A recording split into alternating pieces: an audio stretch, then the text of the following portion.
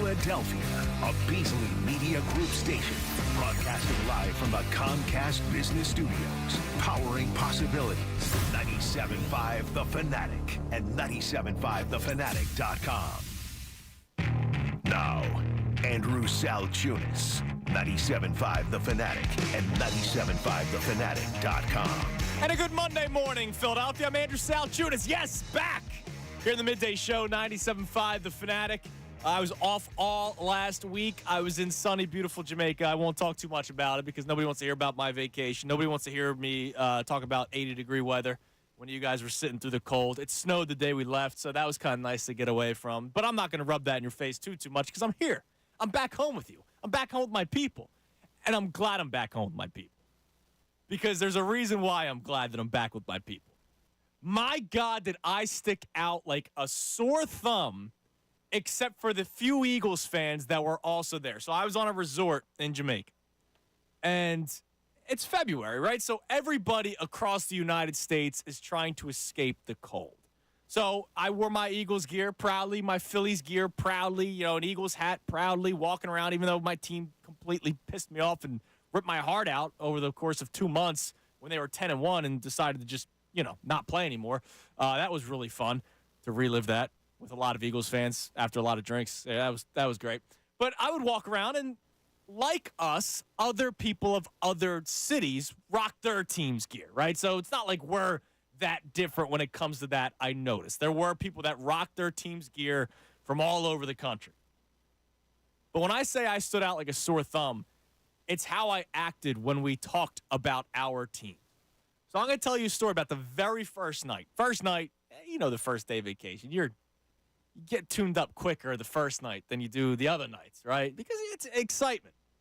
So I'm sitting there, my wife and I, on like this they have like this bar area and a patio. And we're sitting there and enjoying ourselves. And on walks up this very nice couple, right? Very nice.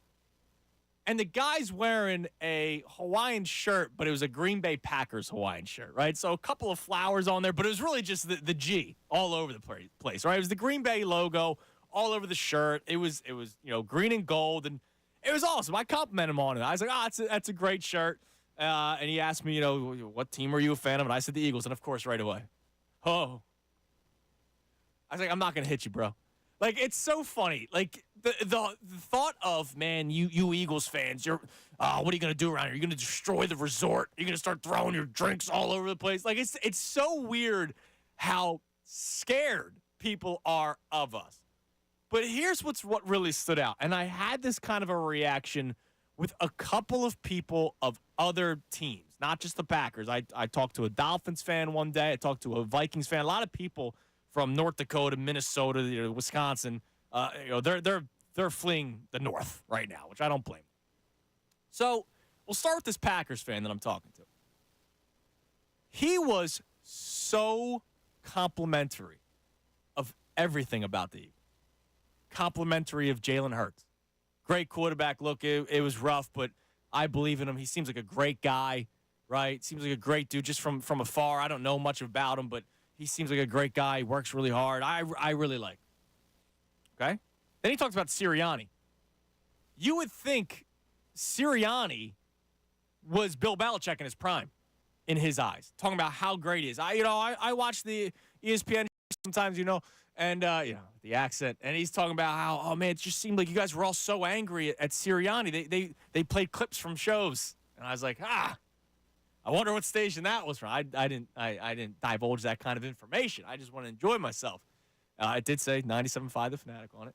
And he's talking about how the callers are always so angry. I'm like, yeah, dude, I think you would be too if you were 10-1 and you fell apart the way that you did, and you're not living it the day to day like we are as fans. You don't know the stories that were coming out. You're following your Packers, which is rightfully so. That's what they should do.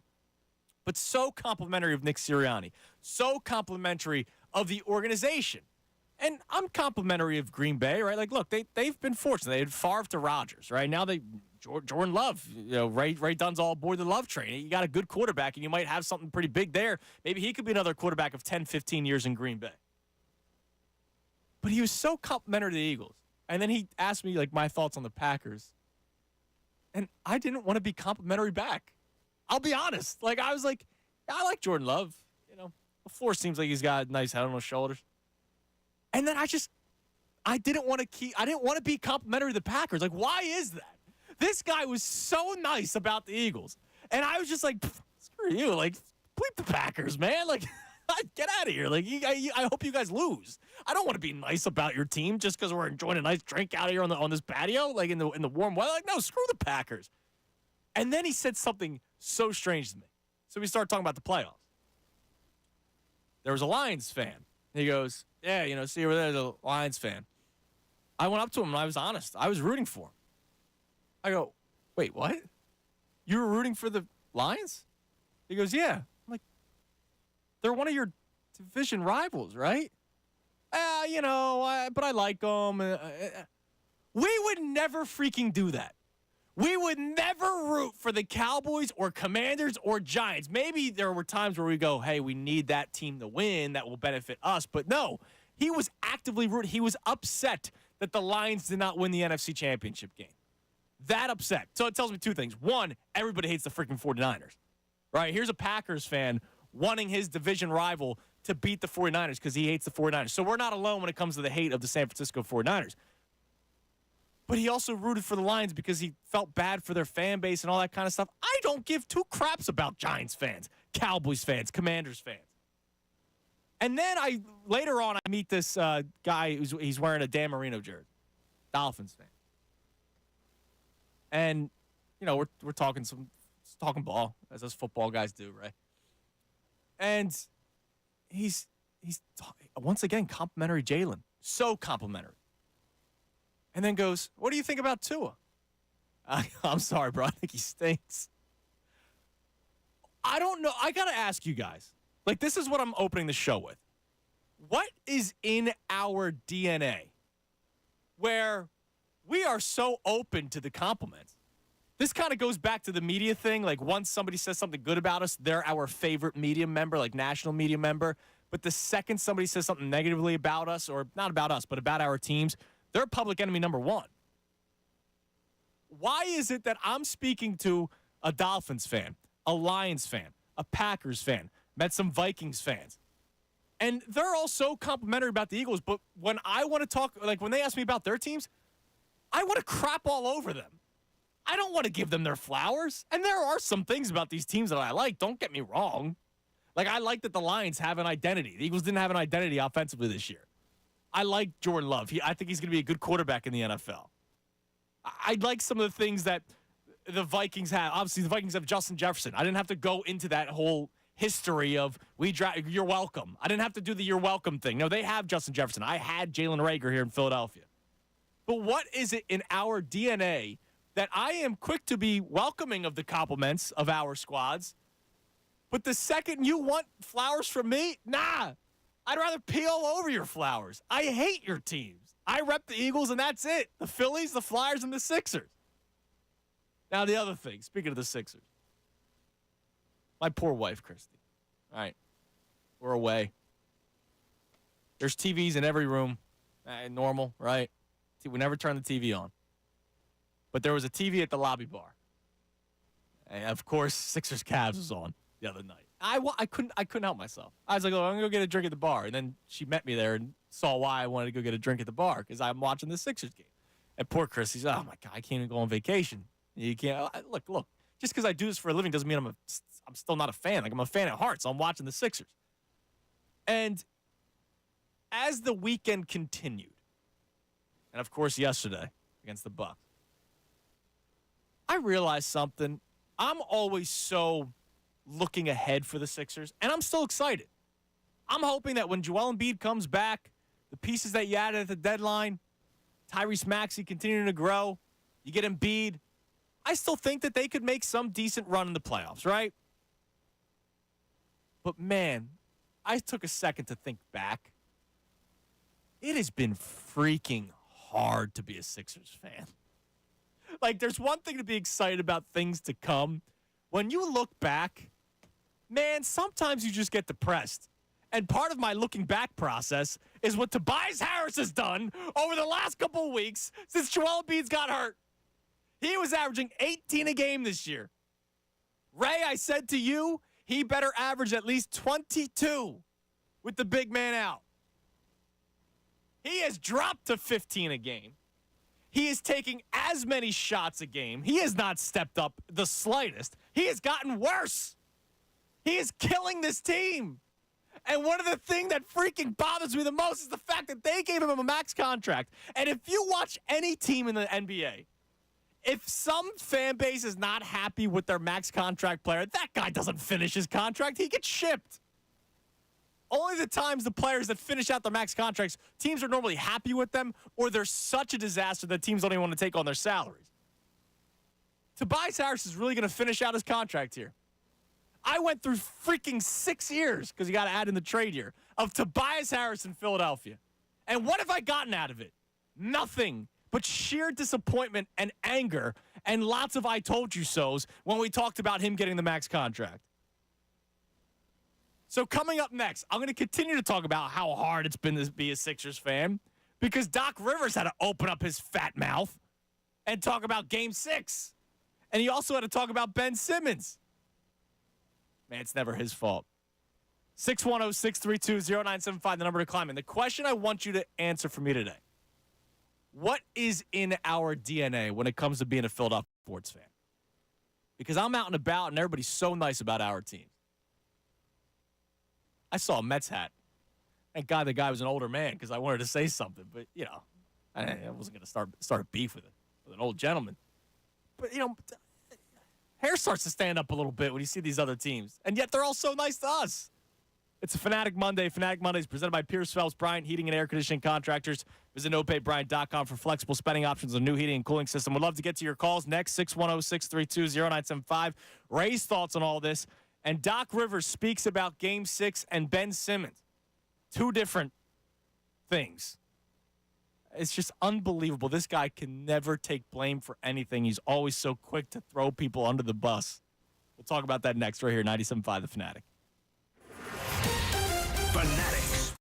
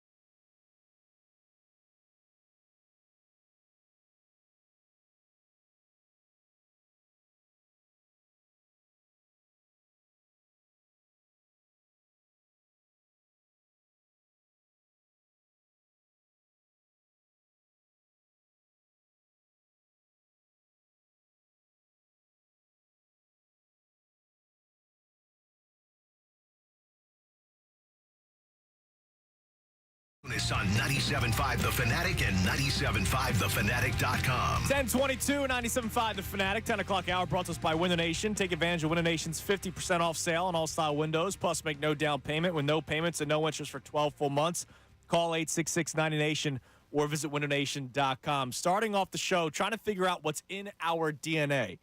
Because I don't think I'm just speaking for myself. I feel like a lot of people are like this when you're out and about and you're away and you're rocking your team's gear and somebody's complimentary of your organization, and then you find out what the team they're a fan of and you don't want to be nice back. I had a nice interaction with the Packers fan. He was all great. Oh, Sirianni's great. Jalen Hurts is great. What do you like about the Packers? Cheeseheads are kind of corny.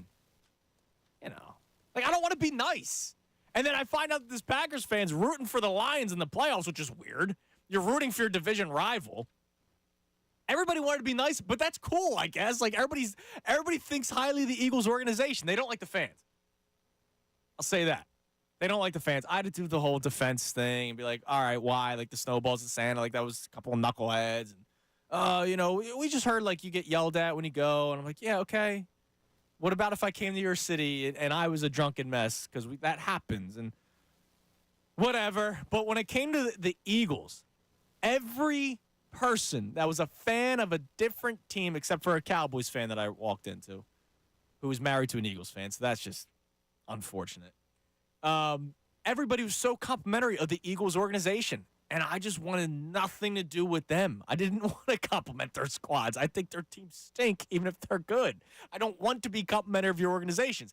And so what's in our DNA when it comes to that? Number one. Number two, can we just talk about how hard it might be to be a Sixers fan? I love being a Sixers fan. I love the Sixers. I love the organization. This isn't me ripping the organization. It's just the nonsense that has happened over the course of almost a decade now. Joel Embiid not playing for 2 years. Dario Saric not coming over right away, right? Like, all this stuff. I mean, you forget about things sometimes. And now I have to hear Doc Rivers. And, of course, it was fitting that the Bucks beat the Sixers, and the Sixers basically didn't even show up, especially Tobias Harris. Mr. Tobias, the friendly ghost. We're back to that, apparently. Averaging less than his season total since Embiid's been out. He has not stepped up even minimally. Grabbed some rebounds. Great. Awesome. I'm glad that I'm paying a max contract for rebounds. So Doc Rivers speaks before the game. First, I want to read you this clip, this quote. He was talking about the Ben Simmons fiasco from a couple of years ago. And he tries to take some blame, but then continues to blame others. Quote, I had a terrible press conference after that Game 7. This, of course, the Game 7 against the Hawks. We lost. I said something. I meant something different, but it was taken differently. That started it. Then Joel Embiid had a bad press conference. I don't know if the whole Ben thing was going to happen regardless, but I didn't like me being a part of it. So your first thing is, how can I handle that better? How can I answer that question better? The question, if you don't remember, was basically straight up, will Ben Simmons win an NBA championship as a point guard? And he said, I don't know. So what? He was supposed to say yes? Okay, he could say yes. That's probably the easy answer. You just say yes, and if they follow up with why, you then talk about all the great things that Ben Simmons does. He says, I don't know. The reason why he says, I meant something else was, I don't know if he was a point guard, right? Like, stop. Stop rewriting history. You said, I don't know. You were honest that you didn't know if Ben Simmons could win as a point guard playing the way that he does. Just be honest with us, because we all know how you felt, because we all were in agreement with him, and now he's trying to backtrack. And then, of course, he has to take a shot at Joe, saying, well, Joel Embiid also had a bad press conference. Like, come on, dude. Like, why even bringing that up? He's doing whatever he can to not take full blame of the Ben Simmons situation, which, by the way, what situation? The guy wanted out, and he's been a mess in Brooklyn. So what do you even care? Like, why do you have to, like, all of a sudden try to defend yourself about what happened with Ben Simmons or make up for what you said? The guy stinks. Just leave it at that.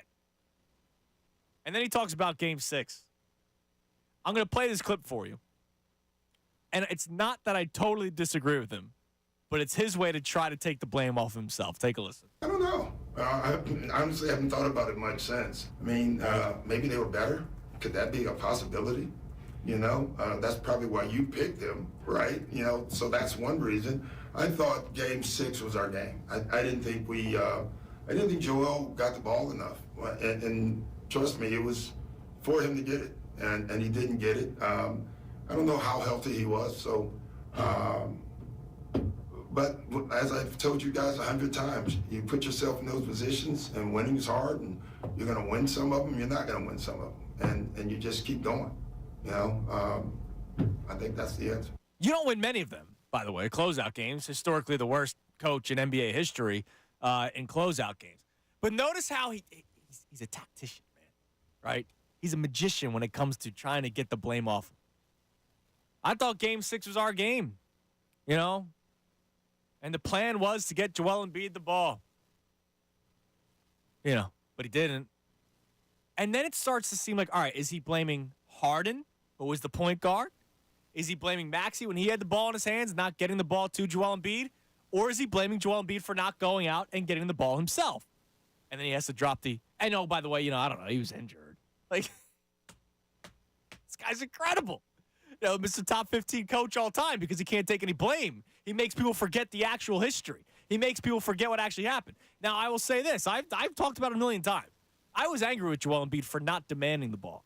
I was angry at James Harden for not giving him the ball and deciding to put the ball in his own hands and saying, you know what, I got this, when that pick and roll play was unstoppable even in that game. The first 3 quarters, it was unstoppable.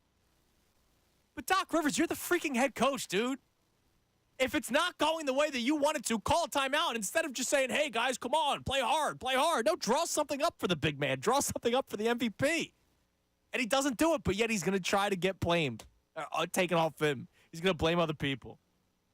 It's just unbelievable. This guy never stops, but it reminds me of how hard it has been to be a Sixers fan. Now, part of it is because of how much our expectations are for this team. You go through the process. You go through losing on purpose for a long time. And the excitement's finally here when they're a 1 seed. The excitement's finally here when they're in a closeout game against the Raptors and Kawhi hits the ridiculous shot. Like, we have had moments where we're tasting victory and it just gets ripped out from our jaws pretty much. It's been really hard. And I kind of just want to commiserate with you guys a little bit about that today and talk about how difficult it's been, talk about the struggles, and talk about how when it eventually does go well for the Sixers, man, is it going to be a freaking party in the streets? So the phone lines are open, 610-632-0975. Ray, good morning, man. How are you? Good morning. I am great. Great to have you back. It's good to be back. So you're Mr. World Traveler as well, right? You do Yes. play-by-play for Temple women's basketball. 5 in a row. You're five dubs. You're right. Just saying. And you're all over the place, right? Correct. Have you had any similar walk-ins with fans of other teams professionally? Because I know you had a run-in on Bourbon Street with college fans, and that's a totally different But animal. it was a totally different animal. different Yeah, animal. no, we don't need to go down that path. But when it comes to like your professional squads, let's just say Eagles. Like, have you talked to fans of other teams? Yes, I have. Ran into, actually, this was a conversation. The guy himself, I believe he was one of those kind of wandering, lost in the land of fans, but he's Alabama-based, so I think he was still trying to figure out the whole professional thing. Okay. A massive Auburn fan, which was weird because he was like, Jalen Hurts is my guy. And he did the whole thing. It was like my Uber driver. Yeah. The entire ride was all about Jalen Hurts. Okay. And Paul Feinbaum, but mostly about Jalen Hurts, about 2 of them. But yeah, I get into those conversations a lot with people. I'm trying to think this past week going around, there is like a sense of, the compliments when they come in. Like, oh, I appreciate you saying that about my team, but, I also think you might just be hating on people a little bit. Just a little bit. But why? I don't know. No, seriously, but I know I'm not the only person that's like that around here. Like, we want to the Patriots when they're undefeated a few years ago, right? We probably still found ways. If we were doing sports talk radio, we would have found ways to talk about how that team stinks. Yeah. And why we don't like that organization, right? They were so complimentary of us. Packers fans, Lions fans, Dolphins fans. And I'm just sitting there going, yeah, thank you. I appreciate that. I hate your team. This kind of goes to your point because I was disappointed. The end of my trip this weekend had me in Houston. And I realized when I got to Houston that, like, my non-Temple shirts packed were mostly Philly shirts because that can show you where my mind's at for the spring. And I realized I'm walking around Houston in Philly shirts, and I didn't catch any grief. Right, you're and waiting I was for somebody to go, disappointed. screw you guys. Mattress Mac, he won his bet. I went to the Houston Dynamo game. I went for opening night of the MLS season. A lot of people, they have the same colors as the Astros. A lot of people in Astros gear there. I'm in a Phillies shirt in you're their sticking stadium. out like a sore thumb. I'm in a soccer game in a baseball shirt in their stadium, and not a single person teased me about 2022. Not a single person got on me about the Phillies losing that World Series. I was so disappointed. And if it was the opposite. Right. I don't think we're letting people forget 08. No. Like Rays fans. I couldn't believe it. I couldn't believe what was happening. So when you introduced this today, I was thinking about, like, just the entire weekend, the fact I'm walking around Houston in literally a Phillies 2022 Red October T-shirt. Oh, you're wearing the year they lost in the World Series. Legitimately. To the Astros. I put on the shirt. I'm like, wow, this is going to end up poorly for me. Not a single person pointed out. Not a single person pointed out. I was so, again, just kind of disappointed. I was like, I thought you guys had a little juice down here. There was nothing. So we're just #built different. Yes. Like, that's all that it is. But why is it? Like, I want to know from you guys on the phones at 610-632-0975, why is it that we're so different? I know a lot of people are going to give the answer of sports just means more here, which I get. Look, it does.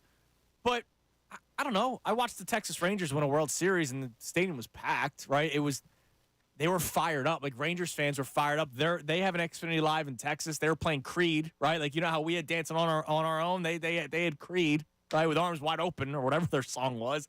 Like, they have the same vibe as we do when their team's winning. So I know it's different 365 here than it is for just like a playoff run or a World Series run for teams in other cities. But why is it that Ray's walking around Houston expecting to get, berated by people, and he gets nothing? When you know what it would be like if somebody walked around with a Cowboy shirt here in Philadelphia, we let them hear it. So why is that? Like, what is it in our DNA that makes us so much different from everywhere else? Is it just a Northeast thing, right? Like, I didn't see, Giants fans and fans of other teams in the Northeast. I didn't see any Boston Red Sox fans, right? I didn't see any New England Patriots fans. I saw it was North Dakota, right? It was Minnesota. It was Green Bay. I did see one Mets fan, but he was elderly. I wasn't about to start, going at it with an elder about Phillies Mets. Yeah, I just not my speed, right? But I don't know. Like, I'm ready to go to war sometimes, right? Like, I'm ready to. They're giving us compliments about our teams, and I want nothing to do with giving them compliments. Why is that? Now, let's branch off of that for a second. The compliments, right? So we're getting our organization is getting a ton of compliments from fans of other cities. Why is it that we aren't as complimentary of Jalen Hurts? Why is it that we aren't as complimentary of Nick Sirianni? Is it obviously we're living it differently? Like, we're living it day by day. We know the storylines. Like, I got a report. I see a report. I looked at my phone like 2 or 3 times when I was out there. I see the Derek Gunn tweet about, Jalen Hurts and how he acted a little bit differently once he got the contract and how the leadership pops up again, right? Jeff McClain said it first. He got freaking killed when he brought it up. It's now been reported by D. Gunn. It was reported by Mike Garafolo on Super Bowl Sunday. So clearly it's an issue. The Jalen Hurts leadership thing is clearly an issue inside the locker room for players, that he's not vocal enough. And it's probably just different because we know these stories and they don't. But, man, like, the Eagles have been one of the more successful organizations since 2000. And you wouldn't think it by how, not you and I, because we are complimentary to the Eagles organization, but how a lot of people talk about the Birds here in Philadelphia. Do we not realize how good we do have it? Oh, no, not at all. No, and it also comes with rings. I think that's like having one Super Bowl in this. We all talked about, well, if we only get one, we never really meant that. We were going to be greedy. After they got the one, they'd get the grace period, and then the grace period lasted until the end of the first half of the first game at the beginning of the next season. Yeah. So, really, when it comes back down to it, we were never going to be just grateful with the one. I think that's part of what the problem is. But also for them, on the other side, if you're a Packers fan watching the Eagles, it's like, oh, yeah, I remember that Super Bowl. Like, that was not too long ago. Look at how well he played. Look at how close they were to winning it. You watch them, and all the ridiculous primetime spots that you had over this year where I couldn't just watch my Eagles at 1 o'clock. And well, a lot of those primetime slots were part of the losing streak. Well, think about it from the large thing. You watched on Monday Night Football go beat the team that won the Super Bowl. You watched them in the 425 time slot against the Bills win a thriller in overtime. Okay, they lose to the Seahawks on primetime, but, really, when you think about it, Hurts was sick that day. So what are we going to take it away from him? And, maybe you could start to walk back some of the things that happened this season, and you can make excuses in your mind for what happened in Philadelphia. The way when we're living it day to day, it's like, no, this team was 10-1 and finished 11-6, man. That's a problem. That's not how this goes. They could look at it like, hey, bummer the way the season ended, and this is also, I think, a little bit of the Midwest nice versus us Northeasterners. That's probably because notice I'm talking Packers fans and Vikings fans. Yeah, they're being kind of complimentary of it. But, I have one of my best friends growing up. His dad is from Minnesota, a Vikings fan. He's very complimentary. I sometimes bite the tongue. Sometimes I want to go back at it with the Viking stuff, and I'm like, you know what? He's just too nice. All right. Very first day, right? So I play beach volleyball every day. It was freaking awesome, by the way. Like I felt like a Top Gun, just minus the six-pack and the glistening sweat that like women find attractive. I just got the gross. Not at all like Top Gun. No, not at all like Top Gun. Okay. So, I get to know him. Same thing. A lot of Vikings fans. I dropped 31-7 on her, and I felt guilty. 38-7. Sorry, 38-7.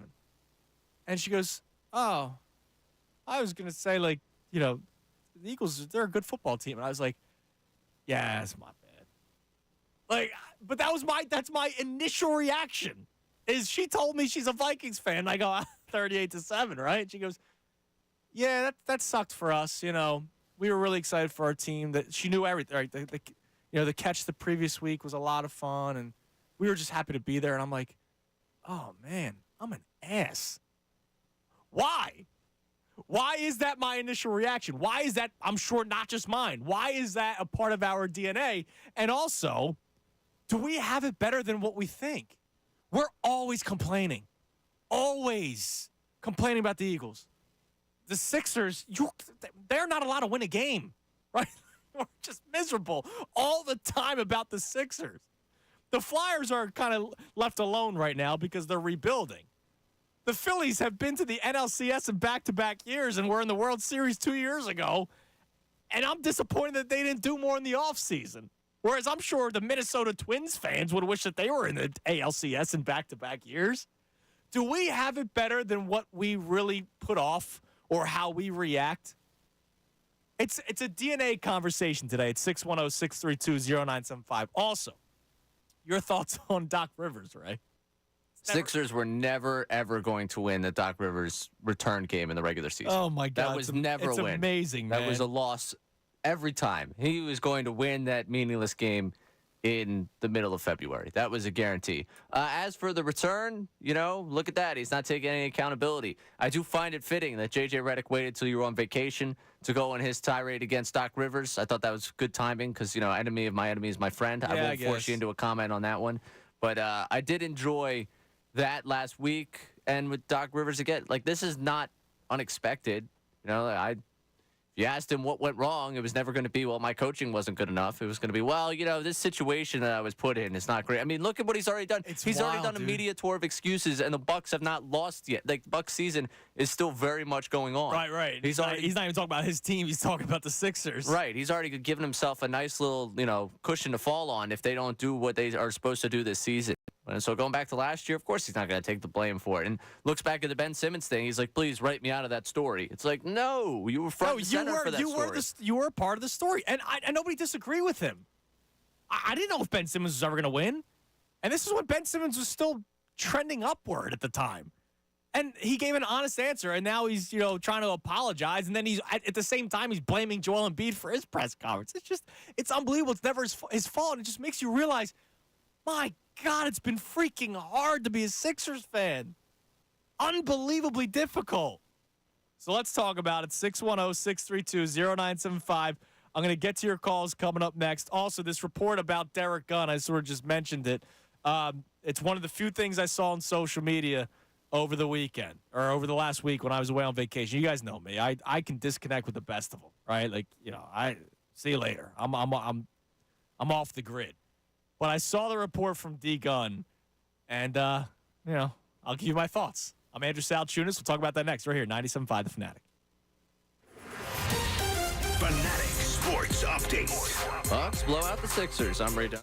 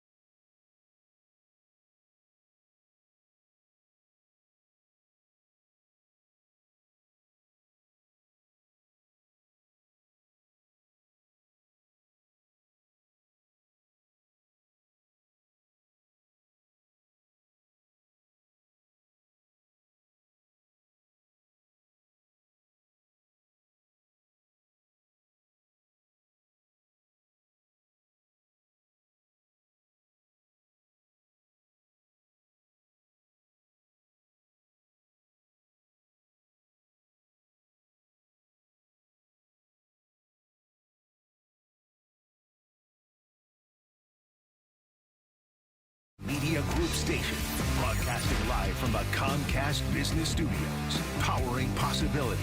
97.5 The Fanatic and 97.5thefanatic.com. Andrew Salchunas, 97.5 The Fanatic and 97.5thefanatic.com. 10:51 midday show. I'm Andrew Salchunas. It was nice week of vacation, but man, I didn't feel at home. Right? Like it was weird. Like I was talking to fans of other NFL teams, and they wanted to be nice. I didn't want to be nice back. It was strange. So what's in our DNA? Why is it? Let me just reset. So I was away last week, and I was in Jamaica. All right, so there was people from all over the United States. Also ran into Ray, a nasty Canadian. I didn't know they existed. Oh? I thought Canadians were all supposed to be nice. It was very rude to everybody. Like, all the worker employees. Like, just terrible human being, actually. Like, scum of the earth. Like wow. Snapping fingers at the employee. Oh, yeah, like. Not the type of This person I dude want to spend time with. sucked. I was like, oh, my God, you're a Canadian, too. Like, I thought you were all supposed to be nice. But I guess that's stereotypical of me. Yeah, to they believe. expected you were going to burn down the resort because you're from, you're a I'm an Philadelphia Eagles sports fan. fan. Yeah, and it's unbelievable. But yeah, so every NFL fan that I spoke to of different teams, it was the same thing. Oh, the Philadelphia fan. What are you going to do? You're going to hurt? You're going to punch me? Right? It was just the strangest thing that they're like that. But they are all so complimentary of the Eagles. And I understand why, right? Like, the Eagles have been a very successful organization since 2000, right? I know that they only won one Super Bowl, but 3 Super Bowl appearances, as many NFC Championship games with Andy Reid, 5 NFC Championship games with Andy, 2 or 1 with Sirianni, which gets you to a Super Bowl, 1 with Doug Peterson. You're an Alshon Jeffrey drop away from potentially another one with Doug Peterson, right? Like, been a lot of success with the Eagles since 2000. And even the 3 years of Chip, like year 1, like we all thought, all right, this is the guy that's going to bring home the Lombardi. And little do we know that he was going to be a complete disaster and ship players out of town for absolutely no reason and have reporters make up stories about it. But it's like, let's face it, if you take a step back, it's actually been pretty good here.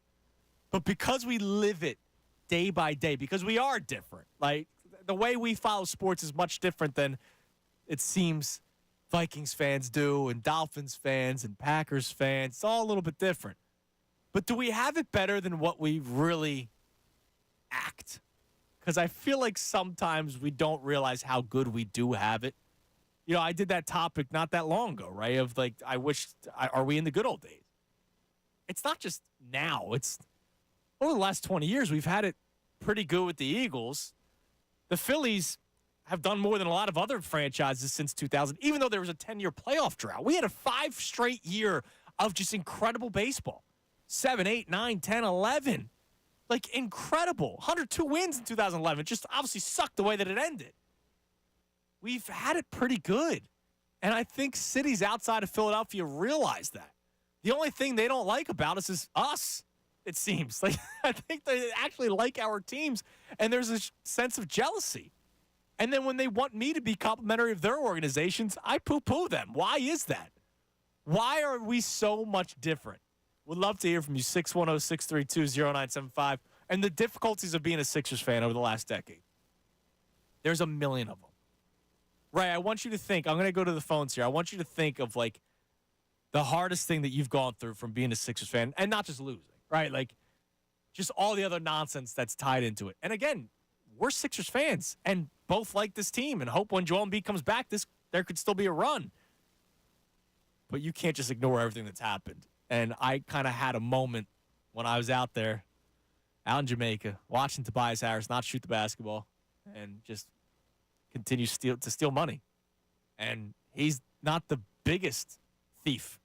He's not the biggest issue that has transpired for the Sixers over the last 6-7 years. Let's go to Solus Ryan. What's up, Ryan? Gentlemen, how are you? Wonderful. How are you? Good. You refreshed, Tunis? Yes, I feel great, actually. Good man. Yeah, I feel Good tremendous. man. The beach and the sun will do that. Yeah, it was good. And the binge eating and drinking. It was an all-inclusive. It was an all-inclusive, so I had to, I had to make the most of it. Absolutely. So real quick, the French Canadians have a bad reputation. They're the ones that seem to be a little effete. Just an FYI. Yeah, but this guy was from Toronto. Interesting. Yeah, because he was a Leafs fan. He started talking. He started talking to me about he's asking me if I know anything about hockey, and he starts quizzing me. Oh, you did better than I thought. I was like, okay, and he was just an ass to everybody. But yeah, he was a Leafs fan. I was surprised. I've only heard of the French Canadians being that way, but I guess there's bad apples represented. I guess, yeah. And you know what? Am I going to think that all Canadians are asses now? No. But if you run into one Philadelphia fan that is nasty, it's, oh, my God, all those Eagles fans. Exactly. Yeah, it's the stigma, unfortunately. I think there's two things. Actually, it's a deeper subject. So we've suffered. We've endured, I think, more than most cities in terms of sports being on the apex and then being so close to getting to that point. And just a letdown and a disappointment, it's part of the factor. Two, it's our sense of humor. We have a humor that is unmatched. I mean, you could throw in New York, which I don't want to, but no, but I get it. Like, we're cousins. Yeah, it's a humor. But what I think really is that we just don't care. We don't care about other teams. We don't care about other cities. We just don't care. Well, I do, because I'm a sports fan, right? So I like if I wanted to be honest and talk about the Packers, like, there's a lot of good things I could say about that Packers organization, but you don't care. But I didn't want to be. Like, I didn't want to be nice to him. I was nice to him. We were having a cordial conversation, but I didn't want him to feel good about his squad. And screw the Packers. Because we don't care. We don't care about you. We don't care. And it's real quick, Ray, what kind of shirt were you wearing in Houston? He wore the Red October 2022. 2022, Red October. So that's when we lost to the Astros, right? Yeah. And not one Astros fan said anything about it. Kind of a violation. That's a bad omen to buy a shirt before we make it to the Did you buy it before? Oh, it was during the run I got it. It was during the run. No, I don't think that's. Okay. I thought you said a national champ. The NLDS. I was going to say. No. It's fair. I appreciate the call, right? No, it's fair. And I got one. My dad got me one after the World Series, the Red October, probably because it's on sale. Look, I'm a bargain guy. I'm almost positive that I think it was purchased before and might have shown up after. So it was one of those that I didn't really start repping until a few months where the paint had started to wear off. You mean the company that's hey man putting out our baseball jerseys now? Right, putting out a lot more than just baseball jerseys. A lot to be seen. That's one of the things that when I was away. Because, when you open up Twitter for the first time. I'm not doing that anymore. When you open up Twitter for the first time in a while, it's usually the top tweets that pop up right away, right? And, man, those jerseys they're being talked about a lot, are they? Yeah, I'm a Twitter desktop guy when I'm calling a game. I usually have the computer going next to me, and now I can't have my Twitter open. Like, people are going to think I'm looking at things. Yeah, you're going to think your algorithm's changing. You're scrolling. It's like, whoa, no. Front row doesn't want to see that. They're kids at these games. Now, what do you think about Ryan? Is it just because we don't care about, I care enough to know a lot about these organizations. Do I know the storylines inside and out the way that we know about Philadelphia? No. I don't know what they're saying about Jordan Love right now in Green Bay. I don't listen to Green Bay radio, right? I don't read Green Bay articles, but I watch the games and I base things off of my own opinion. Like, when I talk about Jordan Love, I say, wow, that kid looks like a good quarterback, but I don't know what they say about him Monday through Saturday. I just react to what I see in a game on Sunday. I don't know. It's just I don't want to be complimentary of their teams. I think we've been hardened, honestly.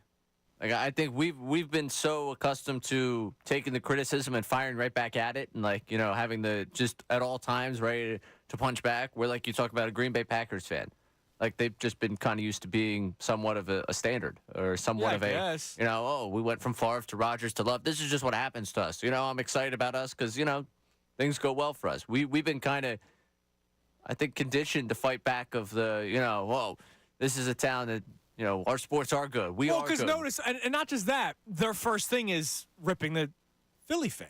Maybe that's why I don't want to be complimentary. I think that's it. When his first thing was, Eagles fan. And, I'm like, really, dude? And I dropped it. Like, what's the worst thing you heard? Well, I heard that there's fights. I was like, there's never been a fight at Lambeau. Well, actually, we're really not. I was like, there's never been a fight at Lambeau. He goes, all right, well, there's been. I was like, yeah, dude, like, it happens everywhere.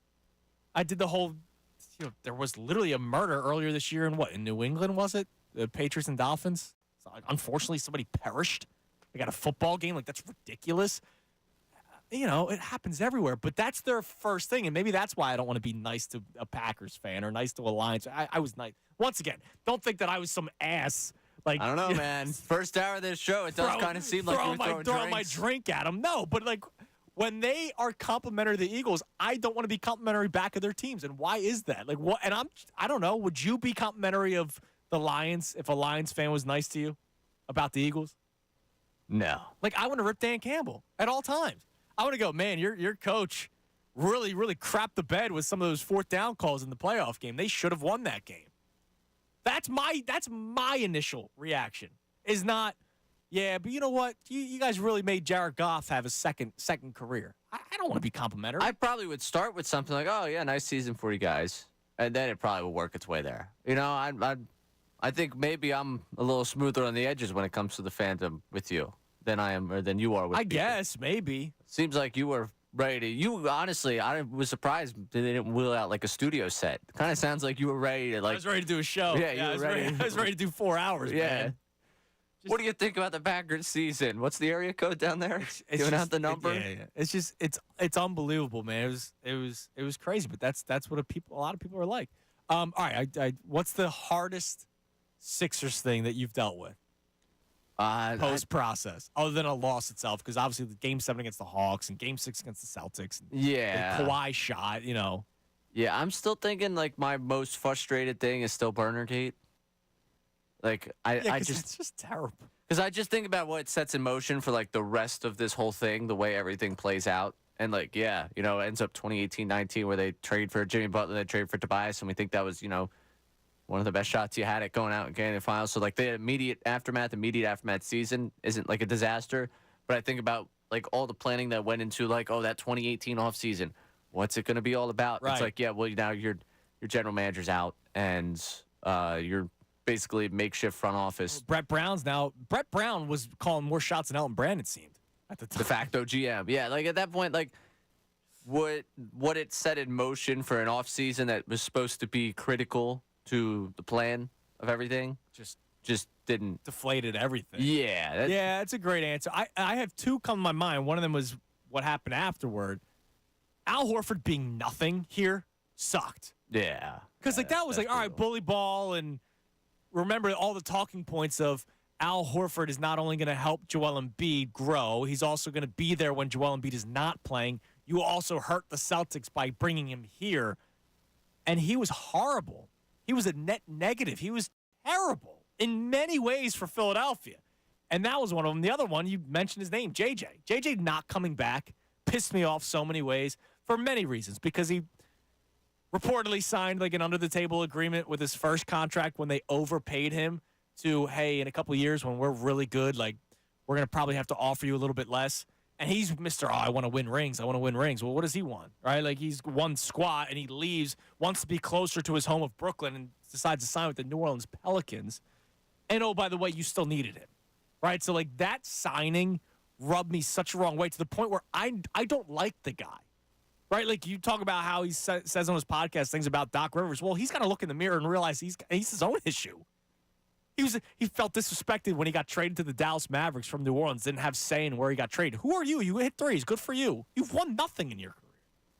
See, I still you still feel that way. I hated. I'm sorry. I love you, Philadelphia. When he got a freaking standing ovation when he did a game calling for ESPN and he got a standing O from Sixers fans, I hated that. He left us in the dust. He said, "Screw you guys," and left. And we gave him a standing ovation when he came back as an announcer? What is that? Sorry. Yeah, I'm still really upset that you weren't here last week when the comments went from First Take, because I would have loved to have seen you like either have to side with JJ or have to go with the side of Doc I would have Rivers. ignored it. No, I just would have ignored it. You can't ignore it. I would have talked to Philly spring training. I've seen the trend now. I've seen the trend for years. What's the trend? The trend is always making excuses. Doc, we get it. Taking over a team in the middle of the season is hard. It's hard. We get it. Just like getting traded in the middle of the season is hard for a player. We get it. But it's always an excuse. It's always throwing your team under the bus. They lose to Memphis. Oh, it's his players' fault. Memphis was playing G League guys and two-way guys. And then you look at his quotes over the weekend. Now he wants to take credit for the James Harden trade to the Clippers working out. He wants credit for that. There's never accountability with that guy. Well, there's never accountability. I mean, I don't disagree with him. But, like, he's his own issue. He left. He left, signed a deal with the Pelicans to be closer to Brooklyn. I don't know. I don't have a map in front of me. Ridiculous. How dare you play that to me? My first day back from vacation. You're going to do that, Ray? Oh, we had a fun first hour. I mean, we got to get back to the normal show at some point here. Well, the normal show is also about the Eagles. And so one of the things that popped up while I was gone was this report from D. Gunn. I imagine you reacted to this while I was away. So D. Gunn, and I know he was on this weekend with Bill Calarulo. So do we have anything on specifically his report? I'll read the tweet while I try to find it. So the tweet puts out on the 21st of February. According to sources, Jalen, big contract, pulled in numerous directions on and off the field, putting him under a lot of pressure he didn't handle well. So let's react to that first. That was reported, I think, in Joe Santoliquito's story, that he was never always available for people. I remember that being a part of the story. He was not available at all times because of the big contract. He also did a lot of, advertisements and all that kind of stuff. So I get it, right? I understand that. But him not handling it well, like, all right, dude, come on, you're franchise quarterback now. And then he follows up with, I'm sorry. This can't be okay. Big Dom's suspension. He controls Sirianni's emotions on the sideline. In his absence, Nick got in numerous arguments with players, coaches during games. Remember, there was that one clip of him arguing with Devontae Smith and I think the linebackers coach or something like that. I'm sorry. I love Big Dom. He's a legend. Like, we talk about how Philadelphia's different. No other teams love their offensive line coach the way we do with Jeff Stoutland, right? We talk about Kevin Long like he's God, right? Hitting coach with the Phillies. Other teams don't care about their team's hitting coaches. We know the head of security here in Philadelphia. A lot of teams, fan base, I'm sure they don't even know that they have a head of security. I can't give Big Dom all this credit. Or no, I can. I can't allow Nick Sirianni a excuse that because Big Dom got suspended, Nick Sirianni ran amok and ran wild on the sideline. Like, yo, dude, come on, man. You got to control yourself. You're a grown man. Control yourself. The suspension of Big Dom is the reason why the Eagles fell apart because the head coach, who's supposed to be a CEO, and oh, by the way, will be more of a CEO this year now that he's not handling offensive play calling duties. He's allowed to run wild on the sideline, and I'm supposed to be okay with that?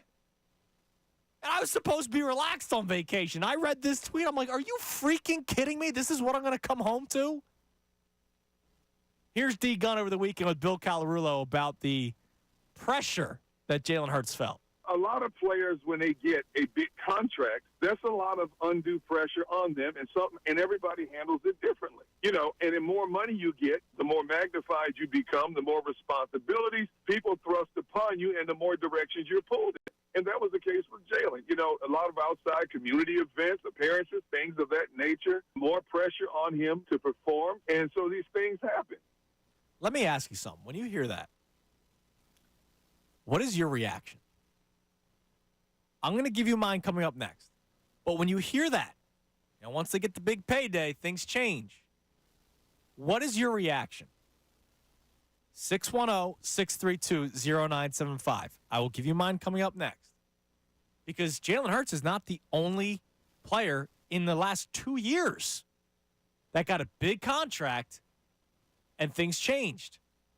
Trey Turner, Nick Castellanos, year one.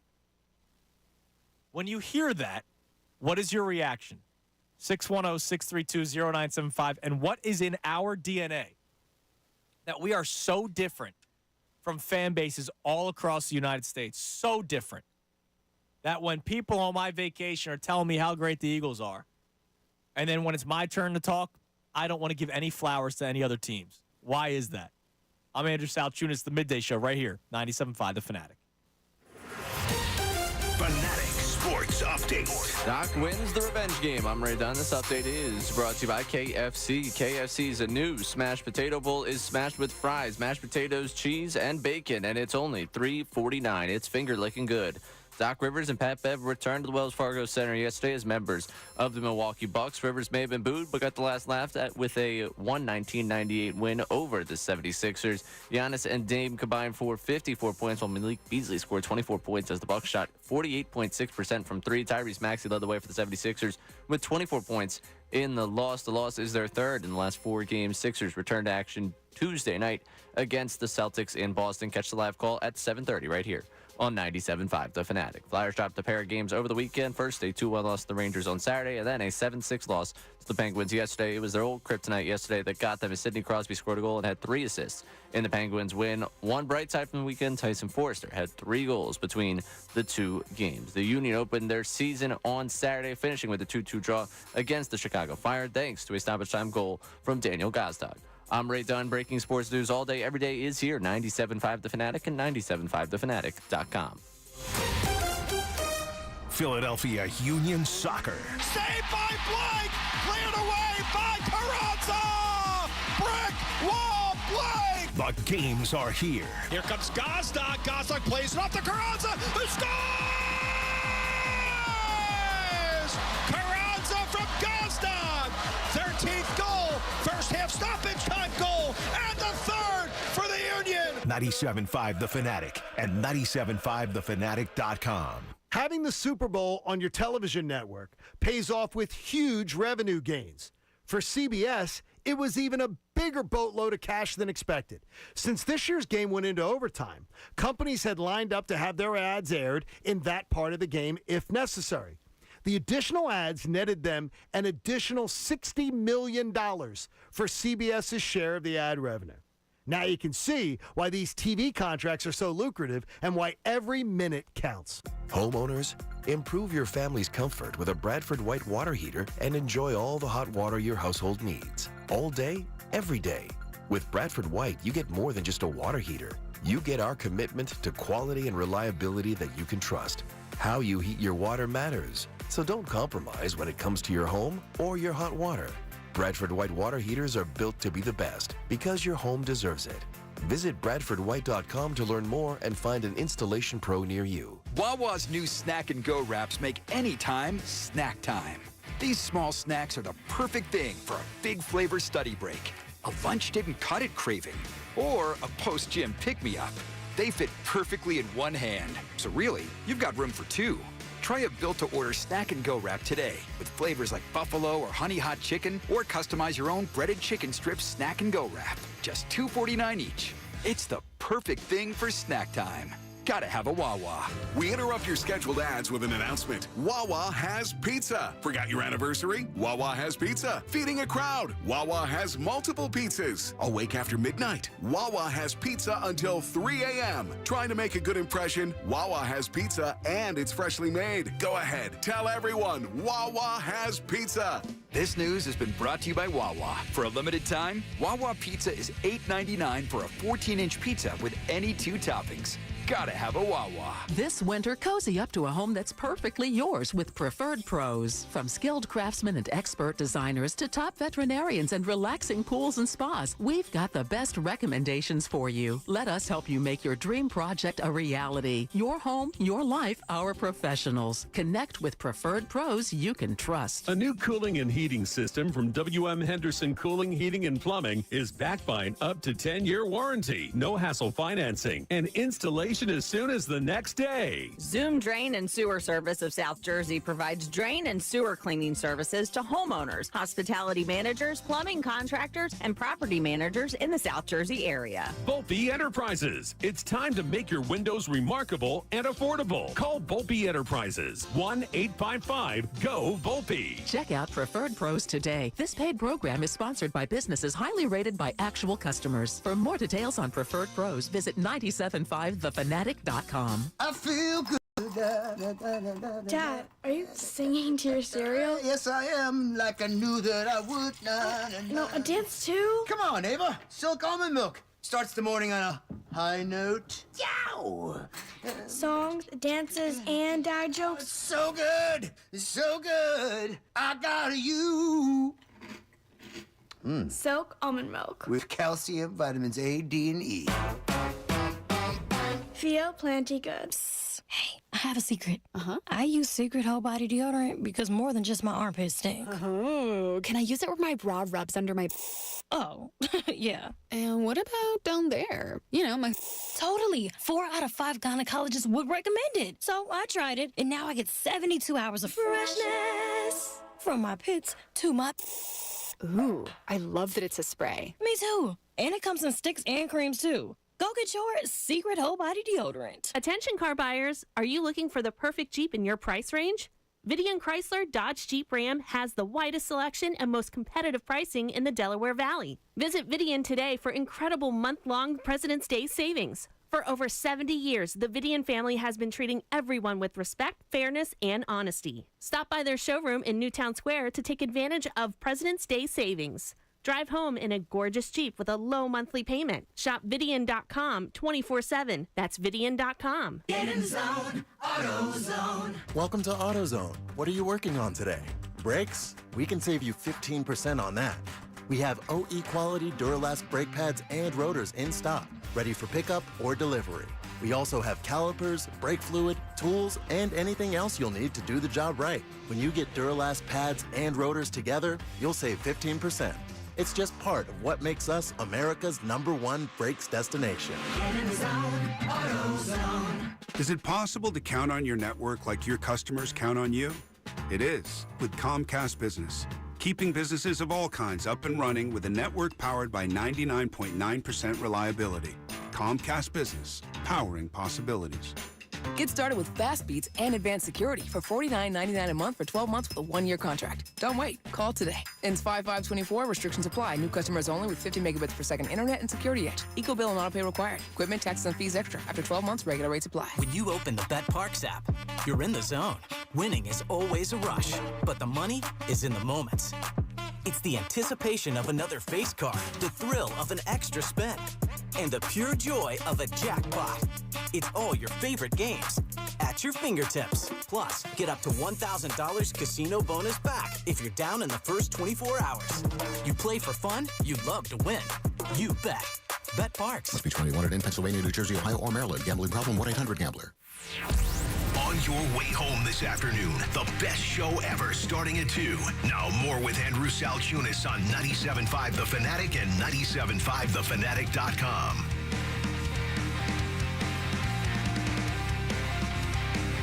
$11:19, 97.5 The Fanatic. It's a midday show here on 97.5 The Fanatic. Fanatic Monday, presented by Pierce Phelps Bryant Heating and Air Conditioning Contractors. Visit nopaybryant.com for flexible spending options on a new heating and cooling system. And also our 11 o'clock hours brought to us by Golden Nugget Jewelers. That's where Philly gets engaged. A couple people are checking in, Ray, about the I saw Dawood, saw Ant, who DM'd me about the towel situation on the resort. The laying out of the towels to save your seat. Bet your ass I did. Come on, man. By the way, we didn't really need to because Christy was still, they were waking up at like 6:30 in the morning. That was sleeping in. It was 6:30. Yes, because we're used to 5. So, listen, I understand why it's sleeping in for you. Yeah. It just sounds difficult for me. That's the word I'm going to use. So we didn't really need to set the towels down, but it was the routine. Now look, we didn't leave it out there for 4 hours. We literally, this is what people didn't understand when Anthony and I had this argument. We laid out the towels would go get breakfast and then go back. And now we're sitting on it was 30 minutes. Hmm. Here we go. Yeah, you're Mr. High and Mighty. You want everybody to have a try? Why don't they get up early? But they are. They're actually out there before you are. You just got up and left it. No, and then no. did No, a something lot of people else. are sleeping in because they actually sleep in until 8 or 9 o'clock on vacation, whereas I'm up at 6:30. Which that was, by the way, the revelation for me of the time that I was away, sleeping till 9:30. Must be nice. It was a whole new world. Yeah, must be nice. I forgot what it was like. I was like, wow. Yeah, those days. Also Central Time, so I'm sitting there like, oh, you're till like 10. I was really? like, wow. Connor was on the show. It's on the air right now. Yeah, no, those days are gone for me. Apparently, yeah, I'm on vacation. I can't sleep in. All right, so let's play 2 more clips for you as we open this up. But before I do that, play the one that we just played. Derek Gunn on with Bill Calarulo over the weekend, and he was talking about Jalen Hurts and the pressure and not handling it well. Take a listen. A lot of players, when they get a big contract, that's a lot of undue pressure on them, and everybody handles it differently. And the more money you get, the more magnified you become, the more responsibilities people thrust upon you, and the more directions you're pulled in. And that was the case with Jalen. A lot of outside community events, appearances, things of that nature, more pressure on him to perform, and so these things happen. Is it wrong of me to say I don't care? I'm sorry.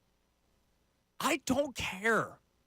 You got blessed with God-given abilities to get to where you're at, and you got paid.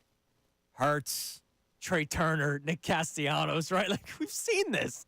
That's amazing. I'm happy for everyone that gets the big payday. But when you start playing poorly, don't give me the excuse of, oh, man, there's much more pressure now that I'm getting paid. Look, I get it. Don't get me wrong. I understand it. I respect D. Gunn like crazy, right? You used to have him on the show all the time. I respect him like crazy.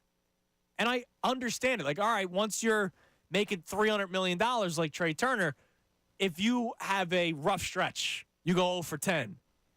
When you're getting paid $100,000, it's like, all right, not athletes aren't getting paid that much, but you get not that little. You get what I'm saying? Like, if you go through a rough stretch, it's like, all right, he's young, like he'll get through it. And then when you go 0 for 10 and you're getting paid $300 million, it's a little bit different. I understand that. You can't have like almost a whole bad season like Trey Turner did. Nick Castellanos was awful 2 years ago. Jalen Hurts was at one point in the front runner for MVP from betting odds, and then did not play well the second half of the season. Why was it the first half of the season he was fine? And in the second half of the season, they collapsed. And now all of a sudden it's the money thing? Like, I can't go there. I can't agree with that. I can't agree with the money thing being a reason why players struggle sometimes. You're already getting paid more money than the regular Joe. Just on your rookie contracts, you're making millions of dollars. Why should that all of a sudden change? Well, because now you're the highest paid player in the room. You went from the Super Bowl season where you were wow, this is an awesome story, to, okay, that was a lot of fun. But he's the quarterback. Either way, whether you're the Brock Purdy or the highest paid player in the NFL, you're looked at. You're the quarterback. You're looked at a certain way. If Brock Purdy was making that type of money and was putting together the performances that we saw in the postseason, I think there'd be a different conversation about Brock Purdy. No, I understand that. I'm saying in terms of the leadership qualities inside the locker room. I don't care how much guys are getting paid. If it's the quarterback, it's the quarterback. You're supposed to look up to the quarterback. You're supposed to talk to them when times are tough. They're supposed to talk to you when times are tough. I mean, the big money guys are usually the guys that have proven the most in this league. So yeah, but they don't always have to be the leaders. I'm saying it's quarterback. But if you look at the quarterback, if they looked at Jalen Hurts the year before, they looked at Jalen Hurts, okay, he's the leader, he is the quarterback, the whole thing. Jalen Hurts gets that money now, and it's now, okay, congratulations, you are settled in, you are going to be the guy here for a long time. Likely, in that locker room, there are maybe 5 players that if you play out the duration of your contract, there are maybe 5 players in that locker room that will exceed your time with the organization. That feels generous to say 5 players with the way the locker room turns over. Okay, you are the cornerstone of this organization. Thus, that pressure is now, it's not the pressure to perform, it's the pressure to keep the team where it's supposed to be, and the pressure for the organization to perform. It's not just, the pressure no longer is just Jalen Hurts, you show us you're a franchise quarterback. It's Jalen Hurts, you take us in the direction of the franchise. I think that's the next step of, when you get paid. And that's why I think the money thing, obviously what you said, when they're 10-1, are we having the money conversation? Nobody talks about money. We're all celebrating the fact that he got the contract. And I don't think we should be upset that he got the contract at this point. And I don't think that's not my point. I'm just saying, like, I can't give guys excuses because they start getting paid money. Like, I think it's different, though. I think it's a different world that you go into, especially like when we talk about Jalen Hurts. And I know we're going to get to it with like the leadership and the conversation about like, okay, he's not a vocal guy. There's a chance that being put in that pedestal, like he, again, needed to prove himself as a franchise quarterback. Now he needs to prove the entire like franchise aspect of the rest of it. That he can be a leader and all that kind of stuff. And it's everything that comes with it. And it's not, you don't sign up necessarily for that. Like some guys love the lifestyle, love the, I want to be the face of this. I want to be, here. I want to be there. I want to be doing everywhere. It seems like he's a guy that just loves the football. So he's just straight up football player. That's it. That's all he cares about. And again, I'm not speaking from like, I just got off the phone with Jalen. He's like, man, I just want to play football. But from everything that you could take in from the surrounding noise around him, it seems like it's just about football. Yeah, he's the opposite of Anthony Rendon, who's just straight up said like, I got my money. I'm ready. To get at it. It's kind of the opposite, of like a Simmons. Oh, yeah, Ben was just all about... Like, he loved the lifestyle. He was all about the lifestyle. Like, he probably loved being on those commercial shoots. He probably loved the fact that he was expected to be here, be there. You want to go do this, want to go do that. But hold on a second. During the season, it's different. Like, Jalen Hurts isn't doing commercial shoots during the season as much. All that kind of stuff is done before the season starts. Yeah, but if you're being pulled every which way... Like, we talk about all the time about, like, your regimen, what you do, your offseason, the way everything... Going into the year where he breaks out, what was really expected of him to do that offseason? To work on throwing, the Tom House stuff. Yeah, were we changing his name to Jalen Hulu as Live Sports? No, we weren't. But again, that happened during the summer. I don't know. But that all that leads into where you're going. Like that to me leads into where like this is to pretend like he just shows up to training camp and that's when his job starts is a farce. It's a 12-month-a-year job. This is not Right. No. You don't. It's not when it like it used to be. People showed up to training camp out of shape. Right, and I'm not like... Now guys are showing up to training camp probably in better shape because they don't work as hard during camp anymore. Ultimately, if we go through this and 2024 is, something similar, I'm not going to sit here and say, like, it's all the money that's put the pressure on. And I don't think it's an excuse that necessarily, that I'm sitting here, like, jiving with where it's like, it's the money. But I look at 1 year, okay, if that really threw you out of whack that much... That really threw you in a. Then you better be better next year. Then you better figure it out. Trey Turner better be better this year. Nick Castellanos, to his credit, was better the second year. Like maybe there is some truth to it, but my response to it, I asked the question, what's your response to it? My response to it is I don't care. Like congratulations, you got paid. Now get back to playing good football. Get back to playing good baseball. You got paid because of what you did. Like I can't give that as an excuse. I think also this narrative comes out of the response to the leadership thing. Like this to me doesn't come to response to the way he plays football. Because I think the way he played football, and I'll continue to go down this and I'll continue to have this, and this is something I'm just going to have to deal with the fact that we're going to talk about this until we see him step on the field for another meaningful game again. I will say time and time again, I think the brain trust on the offense was broken. And I think that's way more to do with what you saw on the field than anything else that has to do with Jalen Hurts. I think the conversation about him making money has so much more to do with the questions of, is he the franchise guy? Is he the leader? Is he that? Well, but it's being reported about it. Like Derek Gunn's literally saying once he got paid, he started, things started changing because he was getting pulled all over the place. Right, but that again, I think goes more to the questions of leadership than it goes to the questions of him on the field. Like, I think I'm separating the two. Right. Like, and that's why I think in terms of excuse for on-the-field play, that's probably why I'm not giving him the excuse there. For leadership, I do think he's being asked to do something right now that is unique to what he is. But the question is, does that then bleed onto the field for him, right? Like, is there too much for him right now to be the leader? And again, I believe in Jalen Hurts. Don't get me wrong. I believe in Jalen Hurts. I can't listen to to D. Gunn and say, some guys struggle once they get paid. Well, okay.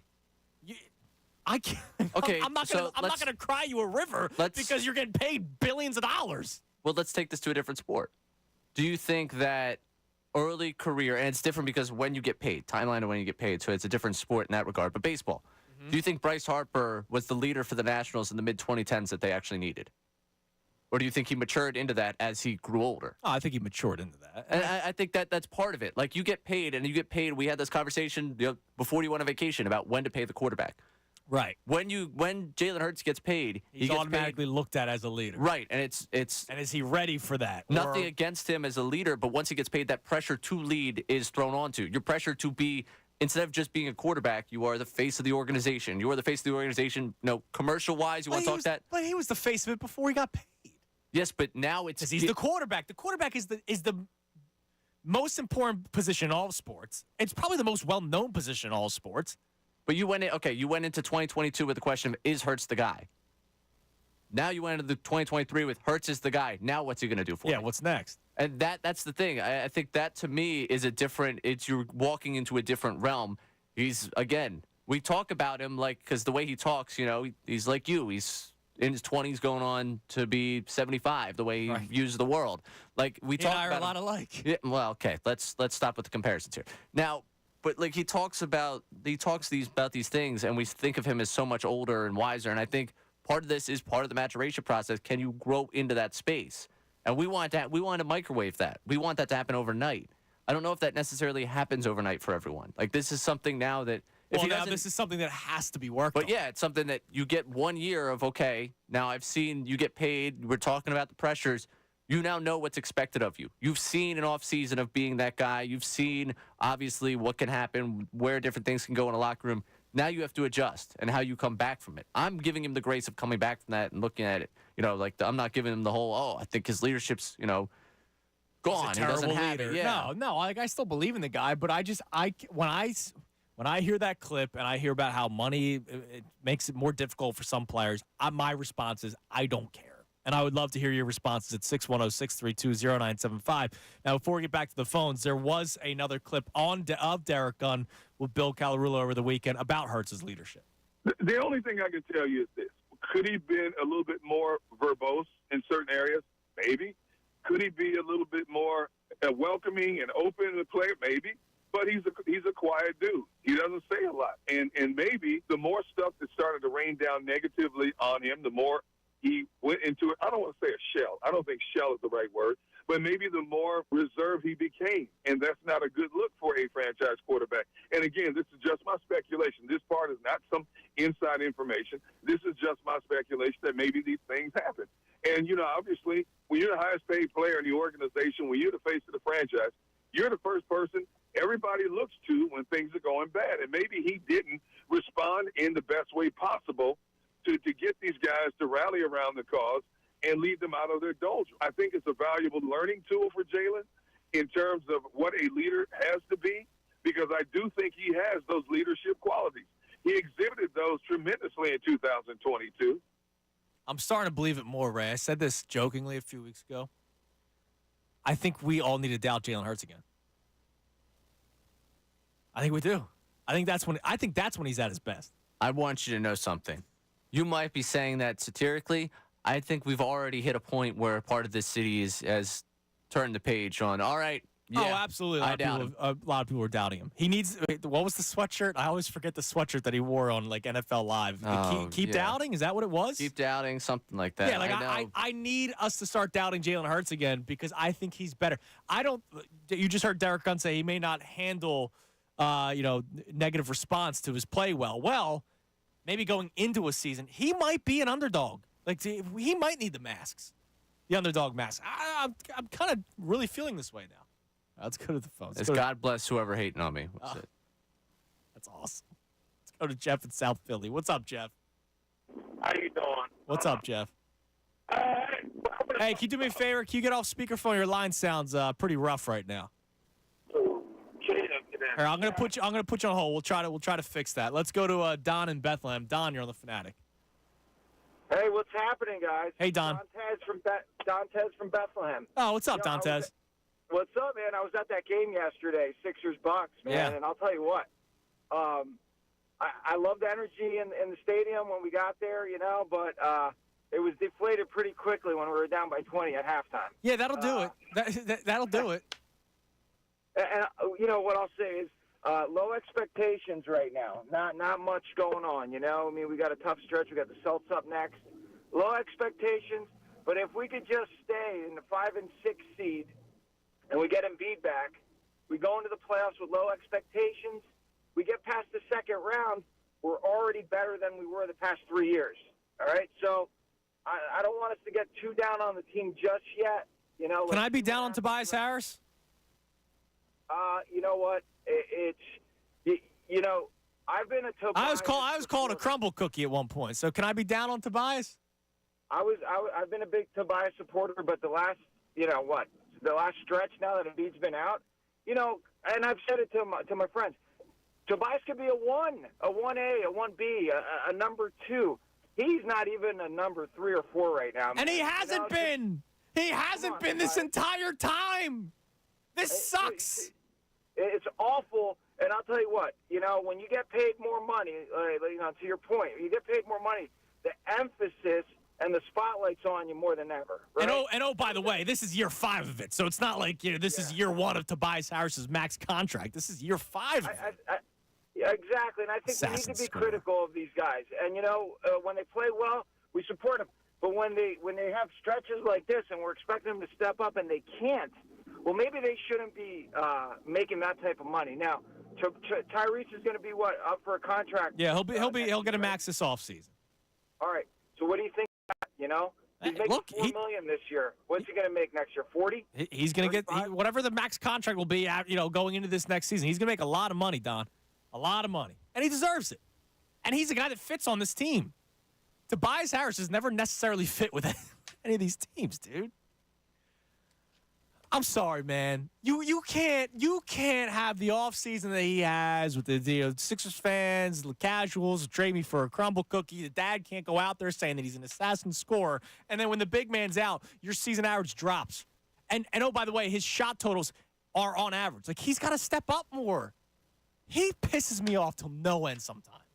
It's so frustrating watching him play. And I wasn't watching the game when I was out there, but I saw the clip of him turning the ball over. They had to sub in Nicholas Batum just to inbound a pass. Like, come on, man. He's a max contract player. And I'm sorry, I can't do the whole, just forget it. Like, what's done is done. He got the money. And every time he's supposed to step up, he shies from it. He shies from the moment. And it bothers the hell out of me. It's funny, while you were gone, Tom and I got into the conversation of who's the Sixer you need to step up the most. It's not Tyrese Maxey in this stretch without Embiid at the end of the season. And both of us chose players that were not Tobias Harris. And we're sitting there like, how could we not choose the guy who's the highest paid player on this team? Because you already know it. Because that's it. Our expectation of Tobias Harris is so low that we were like, okay, no, it's got to be someone else, because there's no way you were going to get that type of, I guess, really production to keep this team moving. And that was one of the saddest things, where the two of us picked a player and we looked at each other and we're like, oh yeah, Tobias Harris is still on this team. Tobias Harris is the highest paid player. He's making $20 million more than anyone else on this roster. Like, the next highest paid player right now is Buddy Hield at $19 million. He's getting $39 million. And yeah, the contract has been signed, whatever. It's been 5 years. I just can't believe we got through 5 years of it. It's still there. Like, people always do the ignore the contract. No. When I got a guy who's making a max money and my best player is out with an injury and will be for the foreseeable future, when my best player is out, you want to talk about leaders? I need the leaders to step up. And Tobias Harris is supposed to be one of those leaders. And he doesn't step up. If anything, he gets worse. And I understand once Joel Embiid's out, everybody's play changes a little bit. I was the first one to tell you that without Joel Embiid, you're a playing team. You're not a top 4 seed without Joel Embiid, because everybody gets impacted in different ways. But Tobias Harris, if anything, should actually be able to play a little bit better right now without Joel Embiid, because he can do a little bit more with the ball in his hands. I know Tyrese Maxey has the ball in his hands the majority of the time, but Tobias can do stuff off the dribble, or at least he's supposed to be. He's 6'7". He's a big-bodied dude. And he's so weak at times. Can't shoot well consistently. He was smoking layups in that. It was the Cavs on Friday. Yeah, smoking layups at the beginning of that game. Like, the shooting was just brutal. And again, it's not like those layups. It's like, just finish the layup there. I look, people crush Ben Simmons for the Hawks series, right? Certainly so. Tobias Harris was a problem in that series too. This guy, and by the way, he has not been crushed hard enough, Tobias, if I'm being honest. People just don't want him anymore because of the max contract, and it's almost like he's forgotten. To your point, you guys did that whole topic. You forgot about Tobias Harris himself. He has actually gotten away with a lot more than he probably should have. It was Ben's fault, right? Last series against the Celtics, Joe's fault. Didn't Tobias Harris score 2 points in a game? And he's got to, I'm guarding Jason Tatum. All right, well, you're not guarding him on open layups that you're missing. You want to talk about smoking layups? He smoked a few in the playoffs against the Celtics. He actually deserves to get crushed even more, but he doesn't because Joel Embiid's here. Ben Simmons was here. Doc Rivers, big-name head coach. The fiascos of Colangelos and Brett Brown and all this kind of nonsense, right? Tobias Harris has actually gotten by pretty easily. And he's about to finish his entire max contract. And I'm a casual. We want to trade him for a crumble cookie. Crumble cookie, man. Yeah, that does make you gab. It's unbelievable. All right. Number to climb in is 610-632-0975. Coming up next, I want to tell you about something awesome that's coming your way next week. And it's going to open up a little Phillies talk. I'll get more to this Derek Gunn stuff, his reports on Jalen Hurts, and the second part that I need to dive deeper into, because I need to get your thoughts on the Big Dom situation, about how Nick Sirianni couldn't handle himself once Big Dom got suspended. That's a bigger freaking problem for the head coach. So I can't believe it. Like, what did I miss? I missed a lot, clearly, in Philadelphia sports world while I was gone. Don't worry, I followed along a little bit. But I'm going to give you something pretty cool that's happening next week. I'll tell you about that next right here, 97.5 The Fanatic. Fanatic Sports Update. Bucks blow out the Sixers. I'm Ray Dunn. This update is brought to you by Match.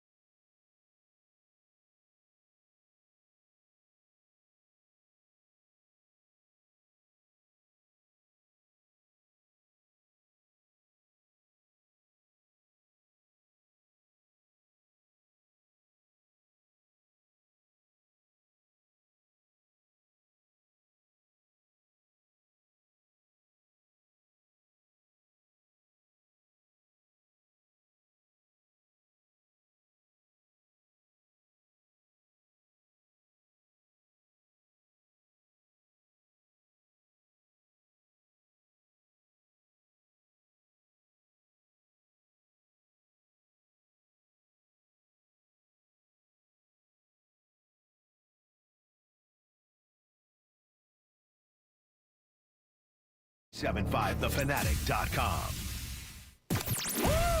Andrew Salchunas, 97.5 The Fanatic and 97.5thefanatic.com. 11:49. Midday show here on 97.5 The Fanatic. I'm Andrew Salchunas. I hope everybody's enjoying their Monday so far. Start to a new week. So, I teased it going to the break, and what do you know? The first promo is exactly what I was going to tell you about. That I'll be in Clearwater for some Phillies coverage next week. So, I'm flying out Sunday, and I'll be doing the shows from Baycare Ballpark Monday and Tuesday. So, coming up next week, you'll get 8 great hours of Phillies talk, during the midday show, 10 to 2. And I'll be interviewing some of the players. I'll be interviewing some of the coaching staff. And we're going to have just a lot of great Phillies content for 2 days next week, which I'm looking forward to because, you get it. We talk Phillies here and there. We talk Sixers here and there. We talk Flyers here and there. But it's Eagles football for the most part, in the news cycle. It really is because the NFL never sleeps. It's not just a Fanatic thing. It's not just like the direction. That's literally what the NFL is. The NFL has made it that you can't take a day off from talking about the NFL, from talking about the respective team from your city. So in our case, the Philadelphia Eagles. The next week, I'll be at Baycare, so a lot of great Phillies talk. I'm sorry, Ray. Looks like you'll be back here. Yeah. I'll paint the picture for you. I just want, I'm not trying to turn the people against you or get the people upset with you. I just want to give a little synopsis on what your 3-week stretch is going to be. You just returned from where? I was in Jamaica. Right. And then you're leaving this weekend for where? Clearwater. Yeah. No, must be nice. Well, hold on a second. Yeah, I wasn't. I wasn't in Jamaica for a work trip. Oh yeah. So I know you're gonna be so hard pressed to be staring at Frenchies the entire time. I'll be out there for work. Yeah. I had Matt Gelb on before I left for vacation. Man, he's working hard down there. Right. Yeah. You got to go. Listen, I understand. Somebody's got to talk to the players. I just want you to remember that I've ran the board for you when you've been in Clearwater before. 3 times. Yeah. Right? Because when I was down there for spring training last year, the Eagles-Bucks game, we stayed in Clearwater. Correct. And now you do realize that I can hear you during the breaks talking about how great things are going. Well, I'm trying to paint the picture for you. Yeah, and I appreciate it. Because on the air, there's 2 different. I can't do the show all the time. On the air, I can't set all the scenes. Yeah. No, I appreciate you setting the scenes for me. I look forward to next week when you're setting the scenes for me. I'll let you know what it looks like in Ballackinwood, too. Well, don't worry. It's going to be all Phillies coverage. It's not going to be vacation, Andrew. Right? This is work. Yes. So don't you worry. This is going to be work. So, yeah, I'll be doing the shows from Baycare. So, if you're also going to be there, make sure you stop by. I know Monday we're doing the show from the press box because the Phils are actually on the road that day. But Tuesday, the Phillies are playing a home game. So something that Anthony and I did last year that I'm going to be doing again this year, which I thought was really fun, I'll be doing the show from the outfield. So if you're going to the game on Tuesday, if you're going to be in Clearwater, make sure you stop on by. We'll be out right near Frenchie's out in left field. Just stopping by, say hi. We'll be doing the show. And obviously those players we'll speak to before the show starts. We'll pre-record some of this stuff because they got to actually play. Yes, that is the point of They're not going to come out to Frenchie's and have a beer and talk baseball. No, they're gonna be playing in those games. Yeah. Are you going to catch a home run? We think you're going to get one? Maybe. Probably not. I'll probably drop it. Mick Abel, by the way, speaking of the Phillies, because now that is my excuse to get into the Phillies for a second. I hope he's ready for this year. I don't want to make too much of a one-inning outing, but his stuff's good, man. The mid-90s fastball. He had some nice break on the slider that he had. I was able to catch some of that game yesterday because it was on TV. I wish it was on TV every single time, but whatever. He looked really good in his inning of work, and I know it was just one inning, but all the questions about the rotation that we have, and I saw the latest report about Jordan Montgomery. I think he spoke to the Red Sox via Zoom today, but the latest report was he wanted Aaron Nola money or years. And that's not what Dave Dombrowski's going to do. He's going to wait till the final minute to hopefully get him on a 1 or 2 year deal, probably for a decent chunk of change. But I don't think they're going to go Aaron Nola money or Aaron Nola years. No. No, do you know what the market is right now, buddy? You gotta be in There's camp. a reason why you're still out there. Yeah, you got to be in camp in a couple of days, really, if we want you to ramp up and be ready to go. Well, that's the other thing. I mean, I'm sure he's pitching on the side, but he's probably not doing what what Major League Baseball teams are going to want him to do. Yeah, no, good luck. Hey, listen, you want Aaron Nola years of money? I look forward to you sitting through the first couple weeks of the season. I don't think anyone's giving you that. Red Sox, I'd be shocked. They had a good meeting today. I don't know via Zoom. What a good meeting looks like for them. I don't know what that looks like. Very, very interesting, though. You're all abled up. No comment on the 2 innings from Mr. Nola? Well, I yeah. expect that. He got paid, so you expect that. Yeah. Just like I expect Jalen Hurts to be good because he got paid a lot of money. I expect Trey Turner to be good because he got paid a lot of money, and Nick Castellanos because he got paid a lot of money. These guys that get paid a lot, like Tobias Harris, I expect to be good, which is why I get so frustrated with Tobias. A little disappointing, though, yesterday, Gregory Soto allowing a hit because we nearly got the perfect no-hitter. Spring training. It would have been something else. I mean, that was also a nice cleanse of the palate to the performances you had seen the day before. Yes. Which I enjoyed thoroughly. I watched that one all the way through. I was sitting there in my hotel room just loving life. I thought for sure I wasn't going to be able to get the game. I was scrolling through my guide. I got the game. I was on cloud 9 sitting there watching the first of baseball. The way that ball sounded going off of Scott Kingery's bat. Whew. Yeah, Scotty Tuhati still at it. Yeah. We got Scotty Tuhati and Stotty Tuhati. Weston Wilson just continues to rake. And how about Matt Kroon? I mean, we're rolling. We are rolling. Yeah, we're rolling. By the way, I was not here with Merrifield. He is the P.J. Tucker and Pat Beverly of Phillies baseball. I've wanted this guy for like 6 years, and they finally got him. I did not know where you were going with that. Oh, no. I was like, no. What? No, I'm talking about my own personal want for a player. I've wanted Whit Merrifield for such a long time because he's the guy that it was him and Ben Zobrist were the ones that kind of changed. They ruined Scott Kingery's career, if we're being honest. Like, Whit Merrifield should go to Scott Kingery and apologize and say, hey, sorry, kid, that you couldn't do it like me. It was so funny that he was at second and they had Kingery left. Yeah, which was weird. When I saw that lineup come out, it was incredible. Come on, it's the list of it's day of spring training. It's well, no, because that look, he's Scott Kingery's whatever. I'm glad that they got Whit Merrifield. Yes. Probably 6 years too late from when I've wanted him, but that's okay. You need bench pieces. He's probably better than Jake Cave. So you've been off the grid. This has been my assessment on the whole Whit Merrifield thing. I think the Whit Merrifield signing is a great way to show how you view baseball. Because I think people who view it in a more traditional lens like the signing a lot, and people who view it in the more modern numbers type approach to it despise it. Okay. Why is that? Because Merrifield, all he does is he's a singleman. Yeah. He gets hits. God forbid he hits singles. Well, he hits for average. Like that's his thing. Like if he had one thing, he hits for average, plays around the field. Like that's his value to a team. He's not drawing a ton of walks. He's not going to hit for power.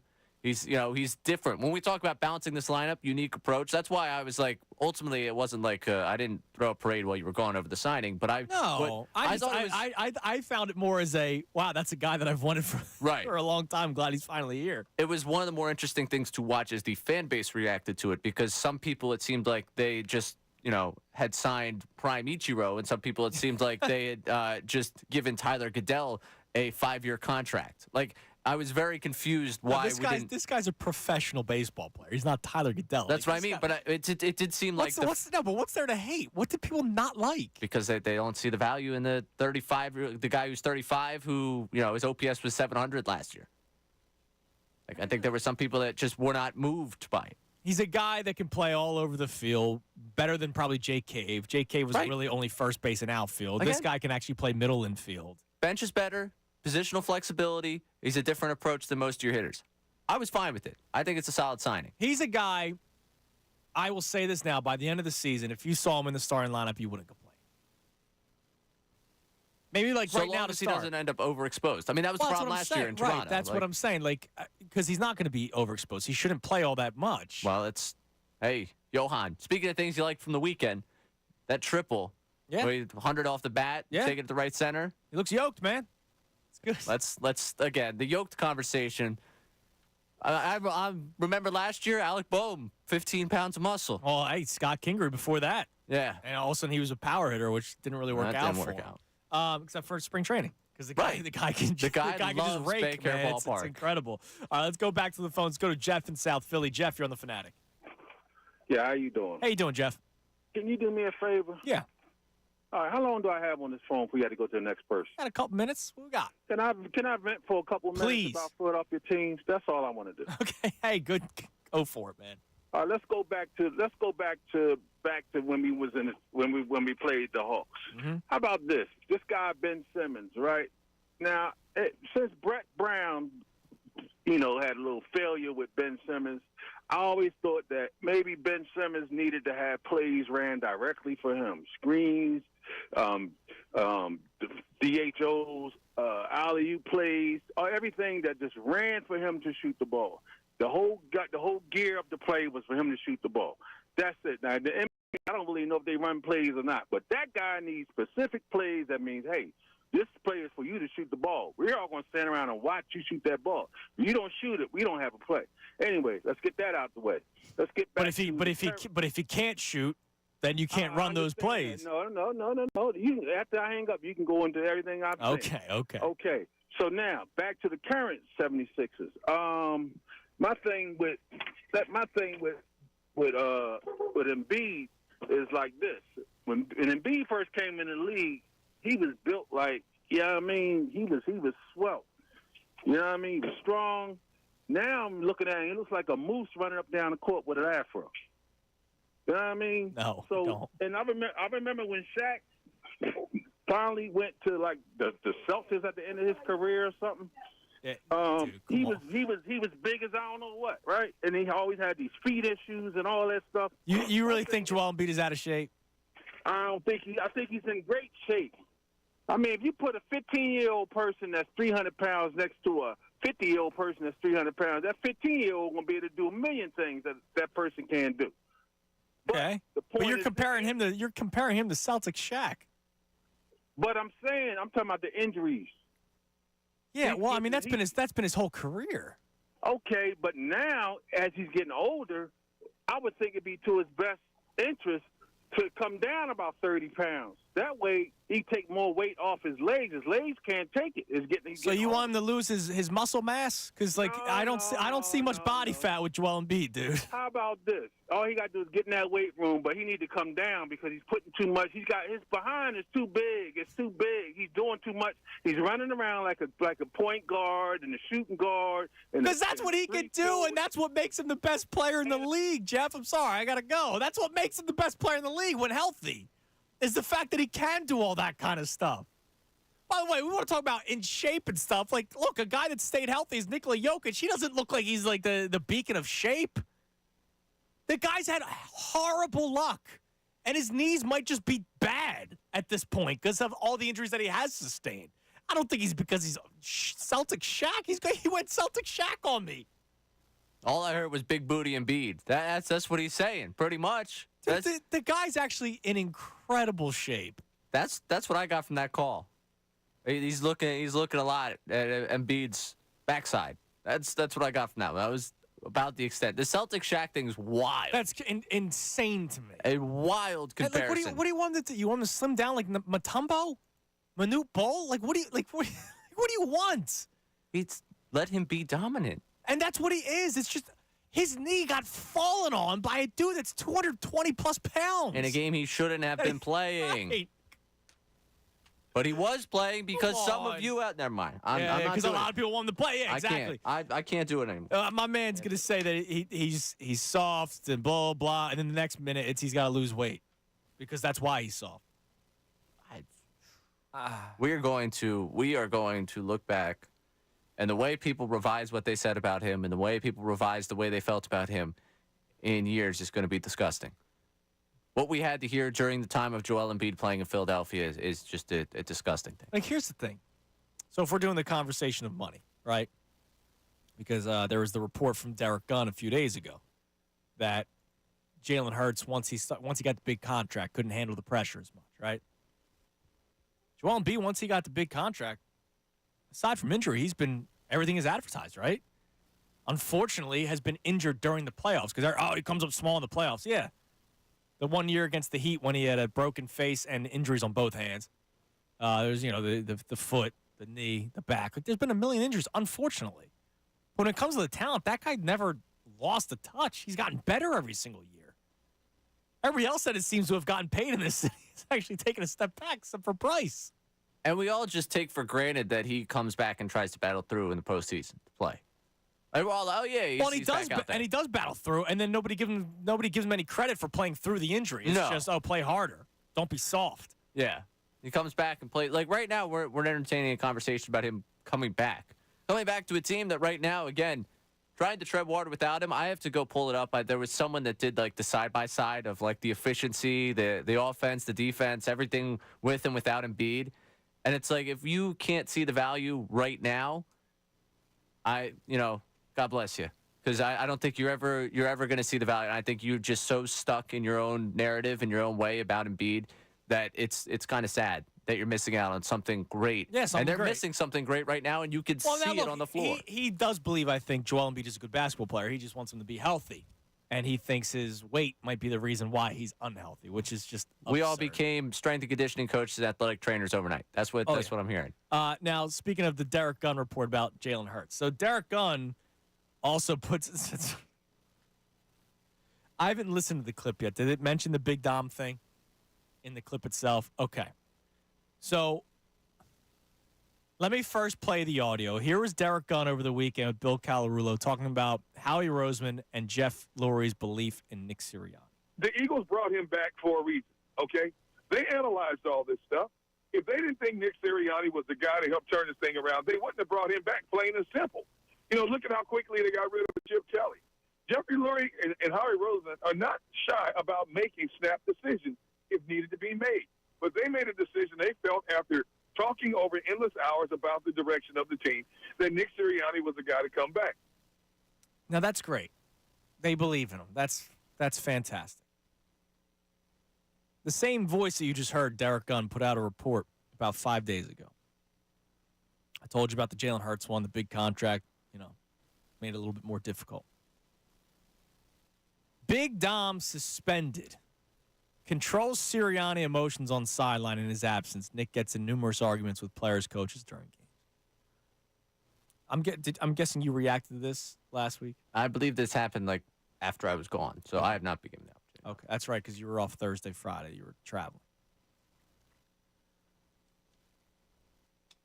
If the head coach can't handle himself when the head of security is suspended, how am I supposed to believe that he's all of a sudden going to be a CEO type head coach? Because that's what he is now, right? Like, even though he kind of was last year, but he meddled with the offense. It's his offense. And by the way, he should have.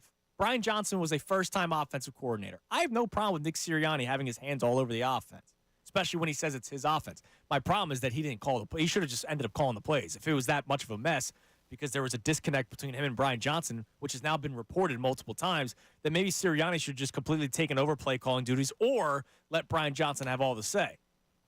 But now he's going to be the CEO head coach. He's going to be the guy that takes a step back. He's going to be the guy that's not really in the offensive room every single day. He's also going to be with the defense. So he's supposed to be the CEO coach who's overseeing everything. But the second Big Dom gets suspended, he can't control himself on the sideline during a game? And wasn't it after the Seahawks game? I forget which game it was when he was really upset on the sideline. It was called on camera. Remember, he said himself he's got to control his emotions better. Big Dom should be the highest paid person in the Eagles, if that's the case. If Big Dom is really the reason why Nick Sirianni has his emotions controlled, which we've seen him have outbursts when Big Dom is on the sideline. So I can't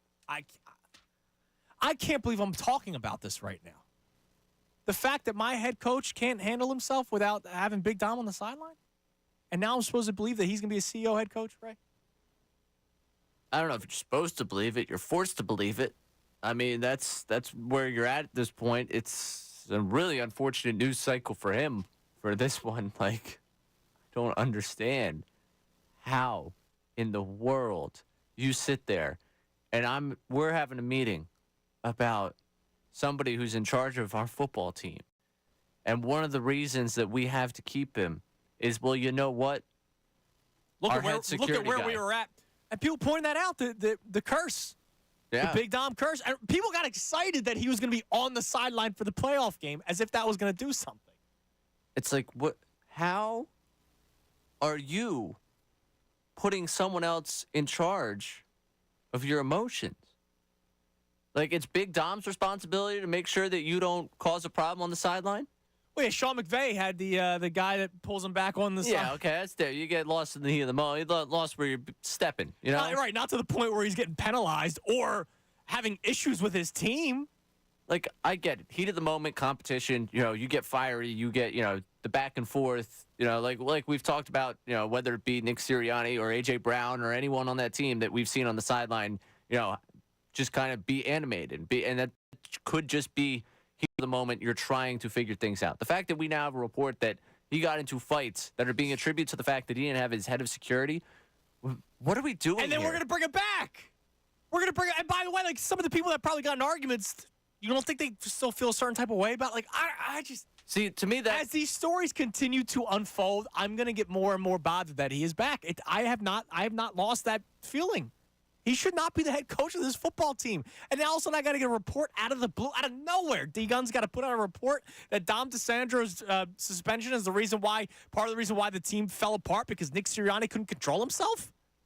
You're a head coach of a freaking football team. Get your act together. That's horrible. What message does it send to everyone else? You can't control yourself. Like, again, it's the whole, leadership Yeah, you can't control qualities. yourself, and now all of a sudden you're supposed to control an entire football team? Yeah. It's like, okay, he can't keep himself in check during all of this. And I doubt that, was something that went over well if there was already problems bubbling under the surface about what they were doing on the field. The fact that on the sidelines, he can't keep himself emotionally in check to talk with all of you and, keep himself in a reasonable time. I'm sure that doesn't sit over well with people that definitely weren't enjoying everything you were doing as a coach in terms of just football. Yeah, in terms of just football. Now you're acting like a certain way because Dom's not there. That's horrible. Would love your reactions to that. 610-632-0975. Coming up next, I'll reset everything that we've been having on so far. I was away last week, and when I was in Jamaica, I met a lot of people who are fans of other football teams. And my God, are we different. I'll explain how next. I would love to get into a conversation about our DNA. I will tell you what it's just so weird, man. Here I am just enjoying myself, and oh, you're from Philadelphia? Oh. But also the way they talk about our teams glowingly, and the way I just want to spit on all theirs. Wild. We'll talk about that next as well, right here, 97.5 The Fanatic. Fanatic Sports Update. Doc wins the revenge game. I'm Ray Dunn. This update is brought to you by Positive Coaching Alliance. Questions about youth or high school sports? Positive Coaching Alliance can help. PCA, a national nonprofit organization, develops better athletes and better people through youth and high school sports. Info at positivecoach.org. Doc Rivers and Pat Bev returned to the Wells Fargo Center yesterday as members of the Milwaukee Bucks. Rivers may have been booed, but he got the last laugh with a 119-98 win over the 76ers. Giannis and Dame combined for 54 points, while Malik Beasley scored 24 points as the Bucks shot 48% from three. Tyrese Maxey led the way for the 76ers with 24 points in the loss. The loss is their third in the last 4 games. Sixers will return to action Tuesday night against the Celtics in Boston. Catch the live call at 7:30 right here on 97.5 The Fanatic. Flyers dropped a pair of games over the weekend. First, a 2-1 loss to the Rangers on Saturday, and then a 7-6 loss to the Penguins yesterday. In Sunday's game, the Flyers' old kryptonite got them again as Sidney Crosby scored a goal and had 3 assists in the win. One bright side from the weekend, Tyson Forrester had 3 goals between the 2 games. The Union opened their season on Saturday, finishing with a 2-2 draw against the Chicago Fire thanks to a stoppage time goal from Daniel Gazdag. I'm Ray Dunn. Breaking sports news all day, every day is here. 97.5 The Fanatic and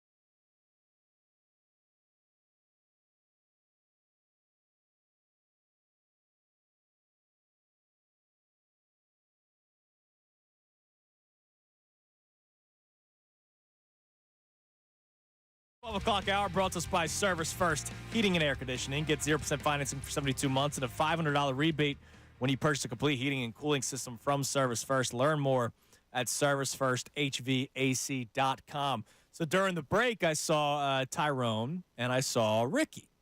And it's funny. So Tyrone was already out there. Ricky came in. So Tyrone and I are talking, right? And Dylan and Brendan Petrelli. And Ricky walks in and sees me. It's it's the first time he's seen me since came back from vacation.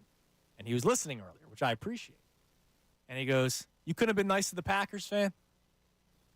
So let me remind the people what we started the show with.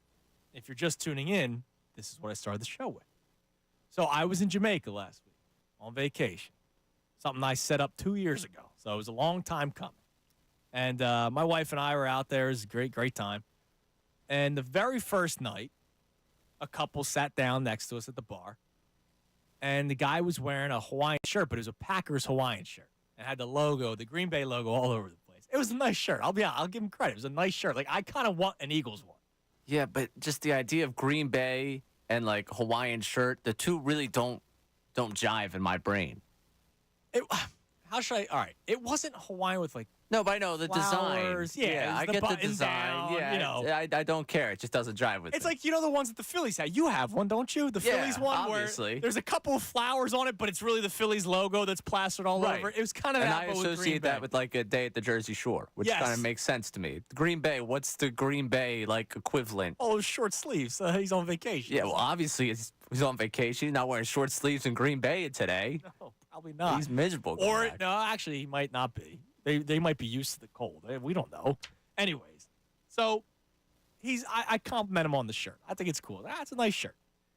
And then, obviously, my accent is much different than his. And he asked me where I hail from, right? Philadelphia. And immediately it's, oh. It's just so funny to me. Like, what am I going to do, bro? I just pour a drink over your head?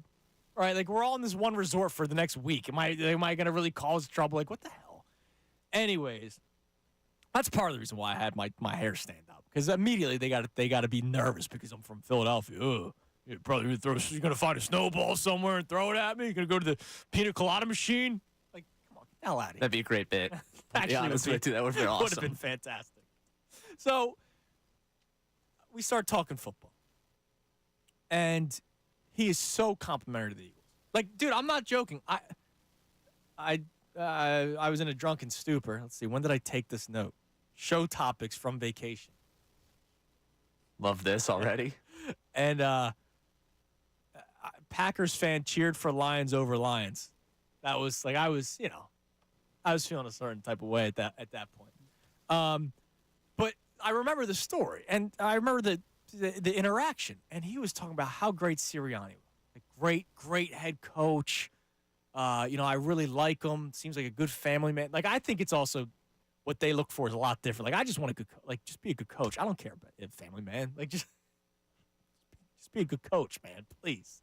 So, talking about how great of a family man. And then he starts going to Jalen Hurts. Like, oh, man, I really like what Jalen Hurts is all about. And, oh, by the way, he's very successful. You guys almost won a Super Bowl. He was great in that Super Bowl, which is awesome. I love how somebody from outside Philadelphia views the Eagles, and they view them in such a great way, right? Jalen Hurts, don't worry about Hurts. He's going to be great. Don't worry about Sirianni. He was shocked. He brought up Doug P. He brought up Doug Peterson himself. Now I'm starting to remember things as you start to, remember how nights go. He talked about how great Doug was, and he was shocked when he got fired. Shocked, right? Like, I couldn't believe he got fired. He just won a Super Bowl and all that. And look, a lot of us were shocked too. But he didn't live it the way we did. He didn't see how everything transpired. He didn't hear about the stories of Carson Wentz and Doug Peterson not talking to each other anymore and how bad that relationship was and how fractured it was to the point where they were both no longer here after the 2020 season. So he didn't know all that kind of stuff. But he was so complimentary of the organization, so complimentary of how successful we have been since 2000. He probably remembers 4th and 26. Maybe that's part of the reason why, right? And then it was like my turn to talk. And he goes, what do you think about the Packers? I'm just like, yeah, you guys are all right. And I kind of just ended the conversation. I didn't want to talk about Jordan Love being a good quarterback. I didn't want to talk about Matt LaFleur having, some good ideas offensively. The first thing I wanted to do was rip them for firing their defensive coordinator after, almost making it to the NFC Championship game, even though their defense was terrible last year. Like, I wanted to rip the Packers. He was complimentary of the Eagles. I wanted to rip the Packers in response. Why is that? What is in our DNA where I would do that? So now Ricky sees me and goes, what, you couldn't have been nice to the Packers fan? Tyrone turns around and goes, no, I wouldn't have said anything nice about the Packers. So Tyrone's with me. He would not have said anything nice about the Packers. You said you probably would have been nice about. Now you're all Jordan Loved up. Right, yeah. I mean, you're all you got aboard me the in a love good, train. you got me in a good place here. I could talk all good about Jordan Love for a bit.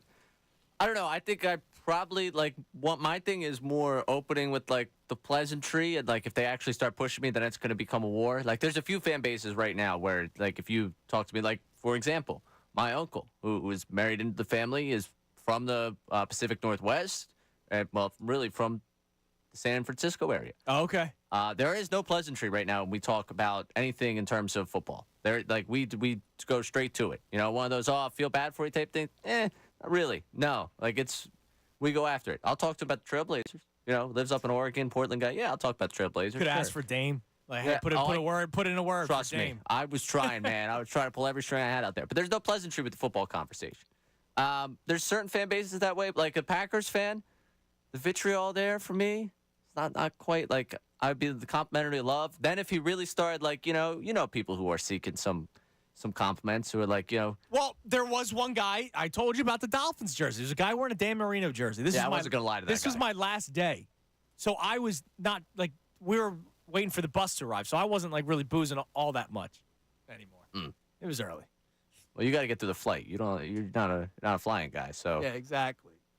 Good excuse. So this guy's wearing a Dan Marino jersey. And he's oh, man, I'm in the travel home clothes. I'm wearing a Philly sweatshirt. Right. Well, I wasn't wearing the sweatshirt at the time because it was still 80 degrees. Right. I was wearing an Eagles shirt, and I was ready to put the sweatshirt on for when we landed in Philadelphia because of the 50-degree difference.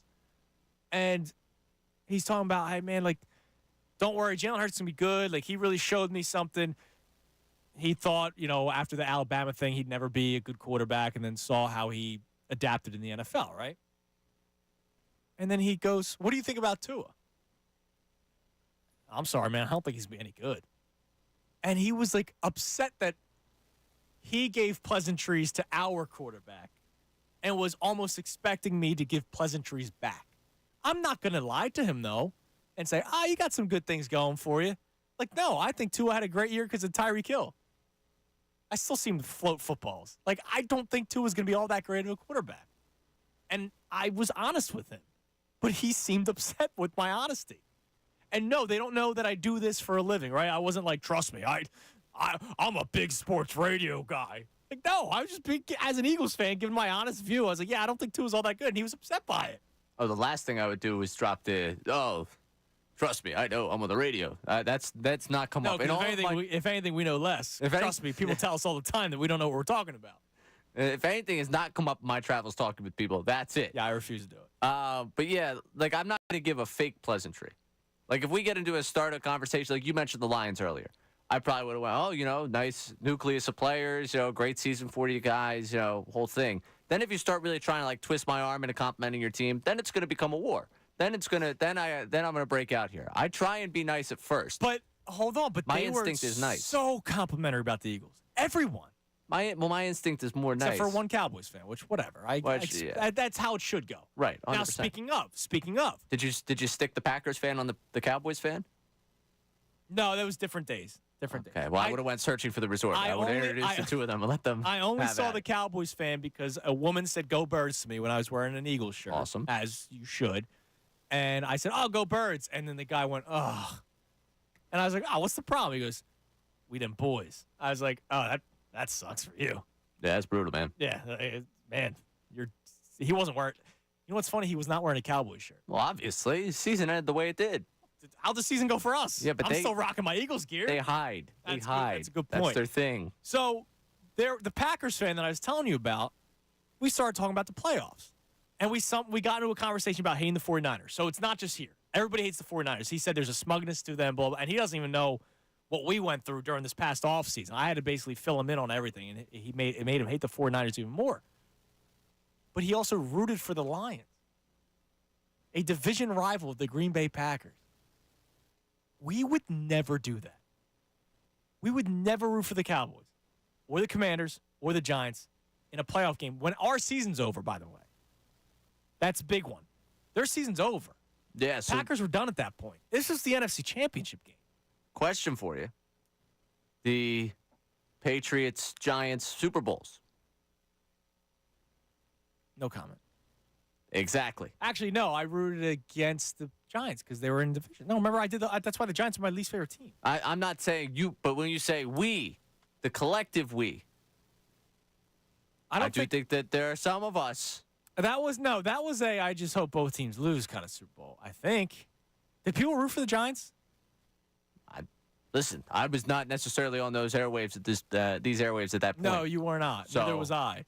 I didn't root for the Giants because I hate the Giants. I get it because the Patriots want, There's some people that feel that certain type of way, Spygate, whole thing.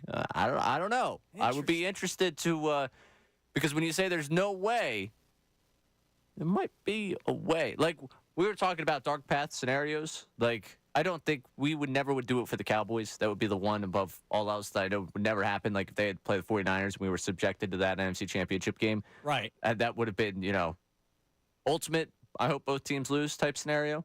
I don't think there's a world, but it takes special circumstances to do that. I'm shocked the Packers fan did it for the Lions. Like this type, I don't see, like I know the Packers are frustrated because the 49ers keep getting in their way, and it's like, come on already. Can we just leave this in the past? Right. I don't know if necessarily, maybe that's me not living a day-to-day there with them. I can't imagine just being like, go Lions after that, especially because the Lions have been Lions are one of the ones that they can punch down on consistently. Yeah, now all of a sudden the Lions are ahead of them. Yeah, it's like, I don't know. I don't think I would be able to handle that if I was a Packers fan. Yeah, I couldn't believe when I heard that he was actively rooting for his division rival to the point where he saw a Lions fan on the resort and told him that. And it's like, I wouldn't want to ever say that to somebody. Like, even if you did, let's say you did root for the Giants in those 2 Super Bowls, would you tell a Giants fan you were rooting for? Other than your mom, because other than ones I'm related to, no. yeah, exactly. No, that would be something I would take. So here's my other question off of this. The first question off of all that is, what is in our DNA? Why are we the way that we are? Like, why are we the way that we are? Why am I so quick to take the compliment about our teams, but not want to compliment back? Why? Question number 1. Question number 2. Because they were so complimentary of the Eagles, it makes me start questioning, do we actually have it better than how we react? Which, I'm sorry, because I live it the way that I do, I can't. We had some Eagles fans after the season ended, even though it was miserable, we did have some Eagles fans still call in and say, hey, look, they won 11 games, and it was a really rough one, so hopefully, people wanted Sirianni back. We spoke to Eagles fans that wanted Sirianni back because of all the success that he had. I can't get rid of a guy who's won 10-plus games back-to-back seasons, to which I would respond with, well, look at the collapse. Look at how it collapsed. Look at how everything happened under his watch. Listen to the reporters. Don't just be, the evil media. Listen to the beat reporters that are telling you that there are fractured relationships inside the locker room, that Nick Sirianni and Jalen Hurts need to nurture their relationship, according to Jeff McClain, that Jalen Hurts needs to work on his leadership, according to Jeff McClain, Mike Garafolo, and now Derek Gunn. And now I got to hear Derek Gunn telling us that Big Dom's suspension is the reason why Nick Sirianni couldn't control himself on the sideline. I'm sorry, that's inexcusable to me. So just because a guy from Green Bay is going to tell me that Nick Sirianni's a successful head coach, that's great and all, but I'm living it day by day. But am I too entrenched into it? Should I just enjoy when it's good? I don't know. He made me think a lot. This Wisconsinite. He made me think about it a lot. As you should. And one of the things that I think is interesting with this, when we talk about interacting with different fan bases and the way they perceive us versus the way we're perceived, the Cowboys fan, for example, with the because right. you go Birds, someone else. I think we have such an idea of finding the Eagles fan everywhere instead of finding we kind of want to seek out our own to have these conversations about what's good, what's bad, what we like.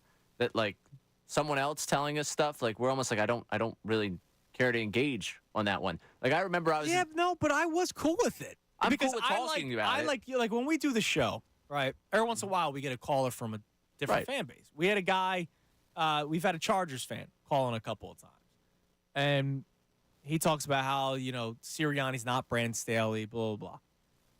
I remember when he called in at the beginning of the season, and I was like, by the way, I can't believe they didn't fire a coach. Like, I'm quick to be like, yeah, dude, sorry, your team's going to be in trouble this year.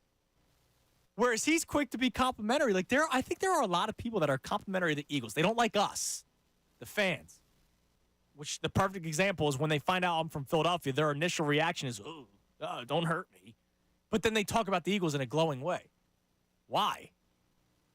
Yeah, I think we're just always ready for the fight. Honestly, I think that's what it is. We're so ready to fight back at someone saying something about us that we just kind of go on the offensive. It's like, no, I'm going to get the first punch here. And, some of the fan bases just aren't wired like that. Some of them a little tamer, a little more relaxed in the way they view things. I guess. Like, I'll be honest. I was down in Charlotte a couple weeks ago now at this point. And I was wandering out of establishment, going to hop in the Uber. And I saw a guy head to toe, Eagles gear. Yeah. Gave him the go birds. It was great. Had a nice moment. His friends, another Eagles fan. Every time we go somewhere, it's like this. Yeah. Oh, they're Panthers fans. So, immediately I go for the opening swing on the Panthers.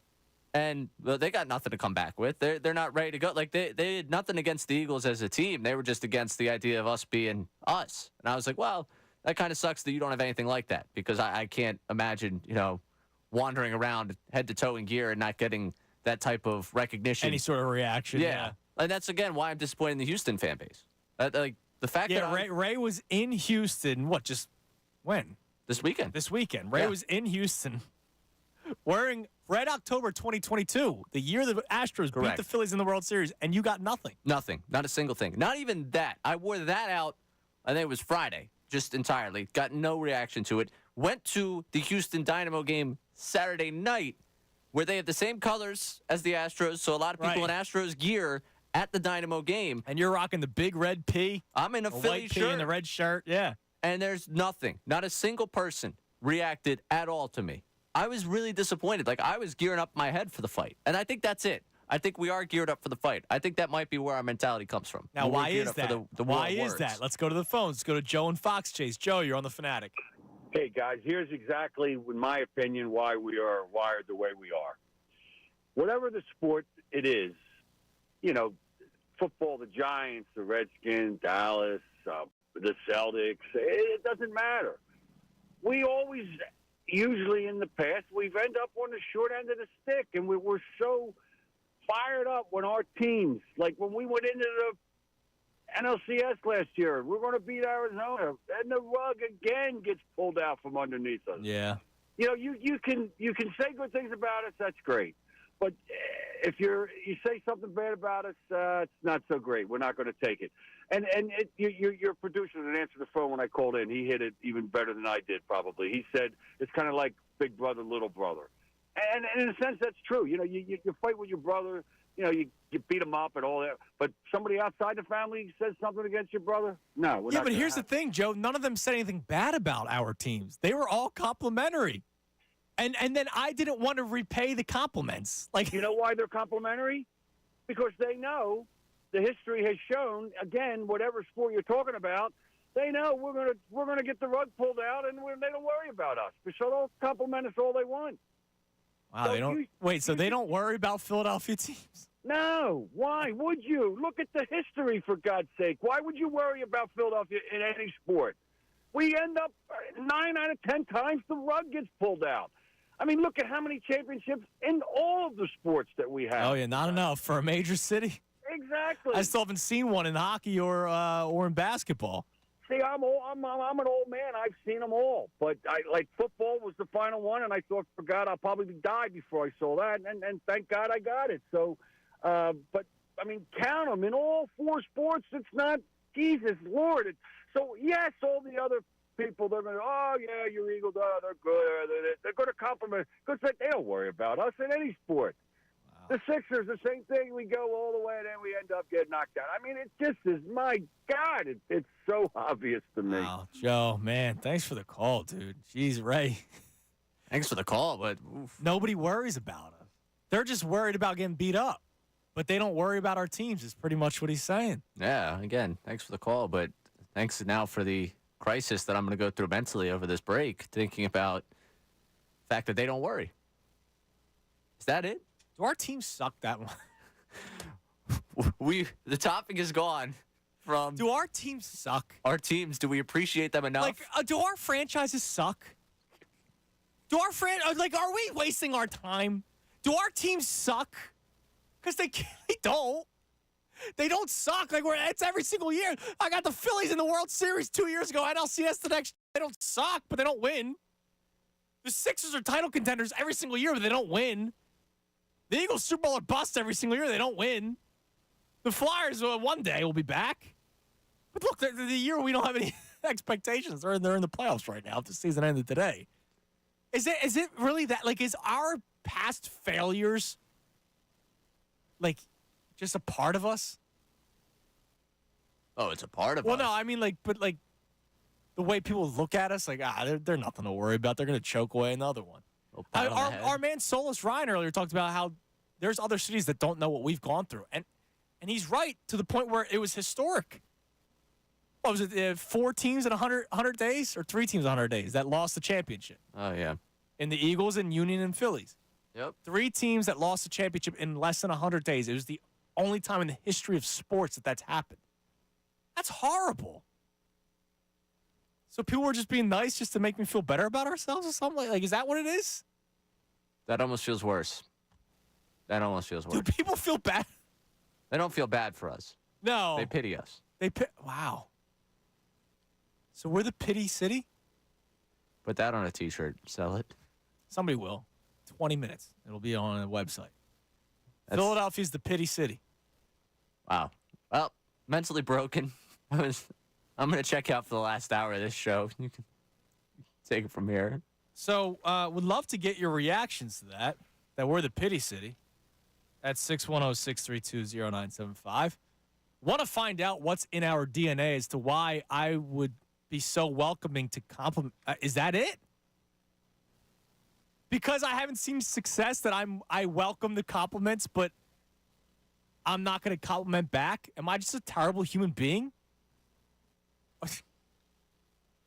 All right. Also, I got to talk more about Tobias Harris next because I'm looking at the show sheet and his name popped up, and it just frustrates me to no end.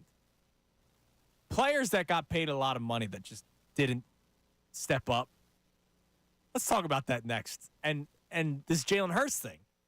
Derek Gunn said once he got paid, it's hard to handle that kind of pressure. I mean, that's every sport, though. Oh, God, I have a lot to react to. I've been gone for a whole week. I'm Andrew Salchunas, the Midday Show, right here, 97.5 The Fanatic. Fanatic Sports Update. Bucks blow out the Sixers. I'm Ray Dunn. This update is brought to you by Compassion International. Families in poverty are facing a global food crisis. $50 provides a food kit to feed a family for a month. Just text the word radio to 97646. Doc Rivers and Pat Bev returned to the Wells Fargo Center yesterday as members of the Milwaukee Bucks. Rivers may have been booed, but he got the last laugh with a 119-98 win over the 76ers. Giannis and Dame combined for 54 points in the win, with the Bucks shooting 48.6% from the three-point arc.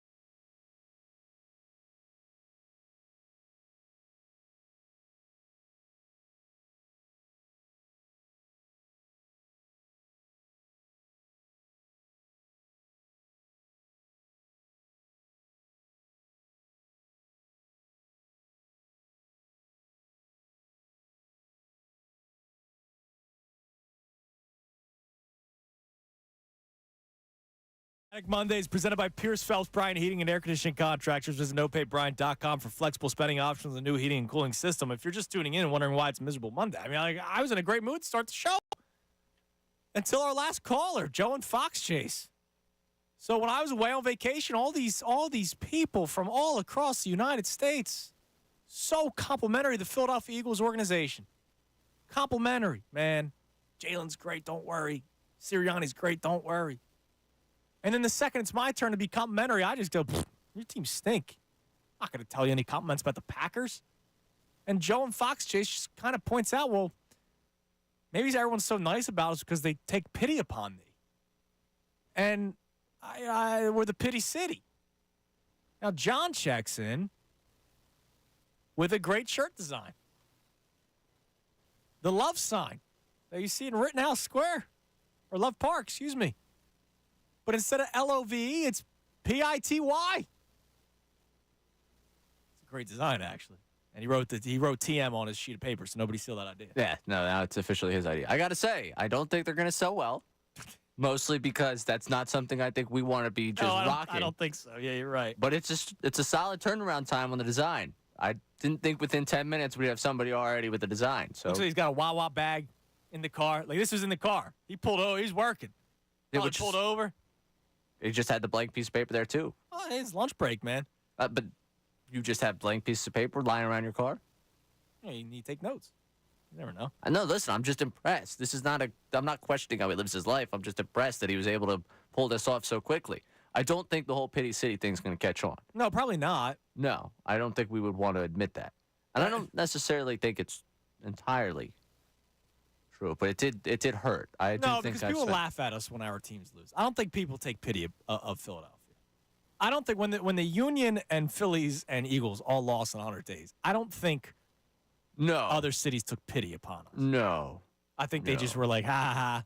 I think in situations where this season happens the way it does, well, it's like, oh, it's okay. You have a nice quarterback. Your coach, you guys will be fine. You know, I think it's more of honestly feels more of a dismissal, to be honest with you.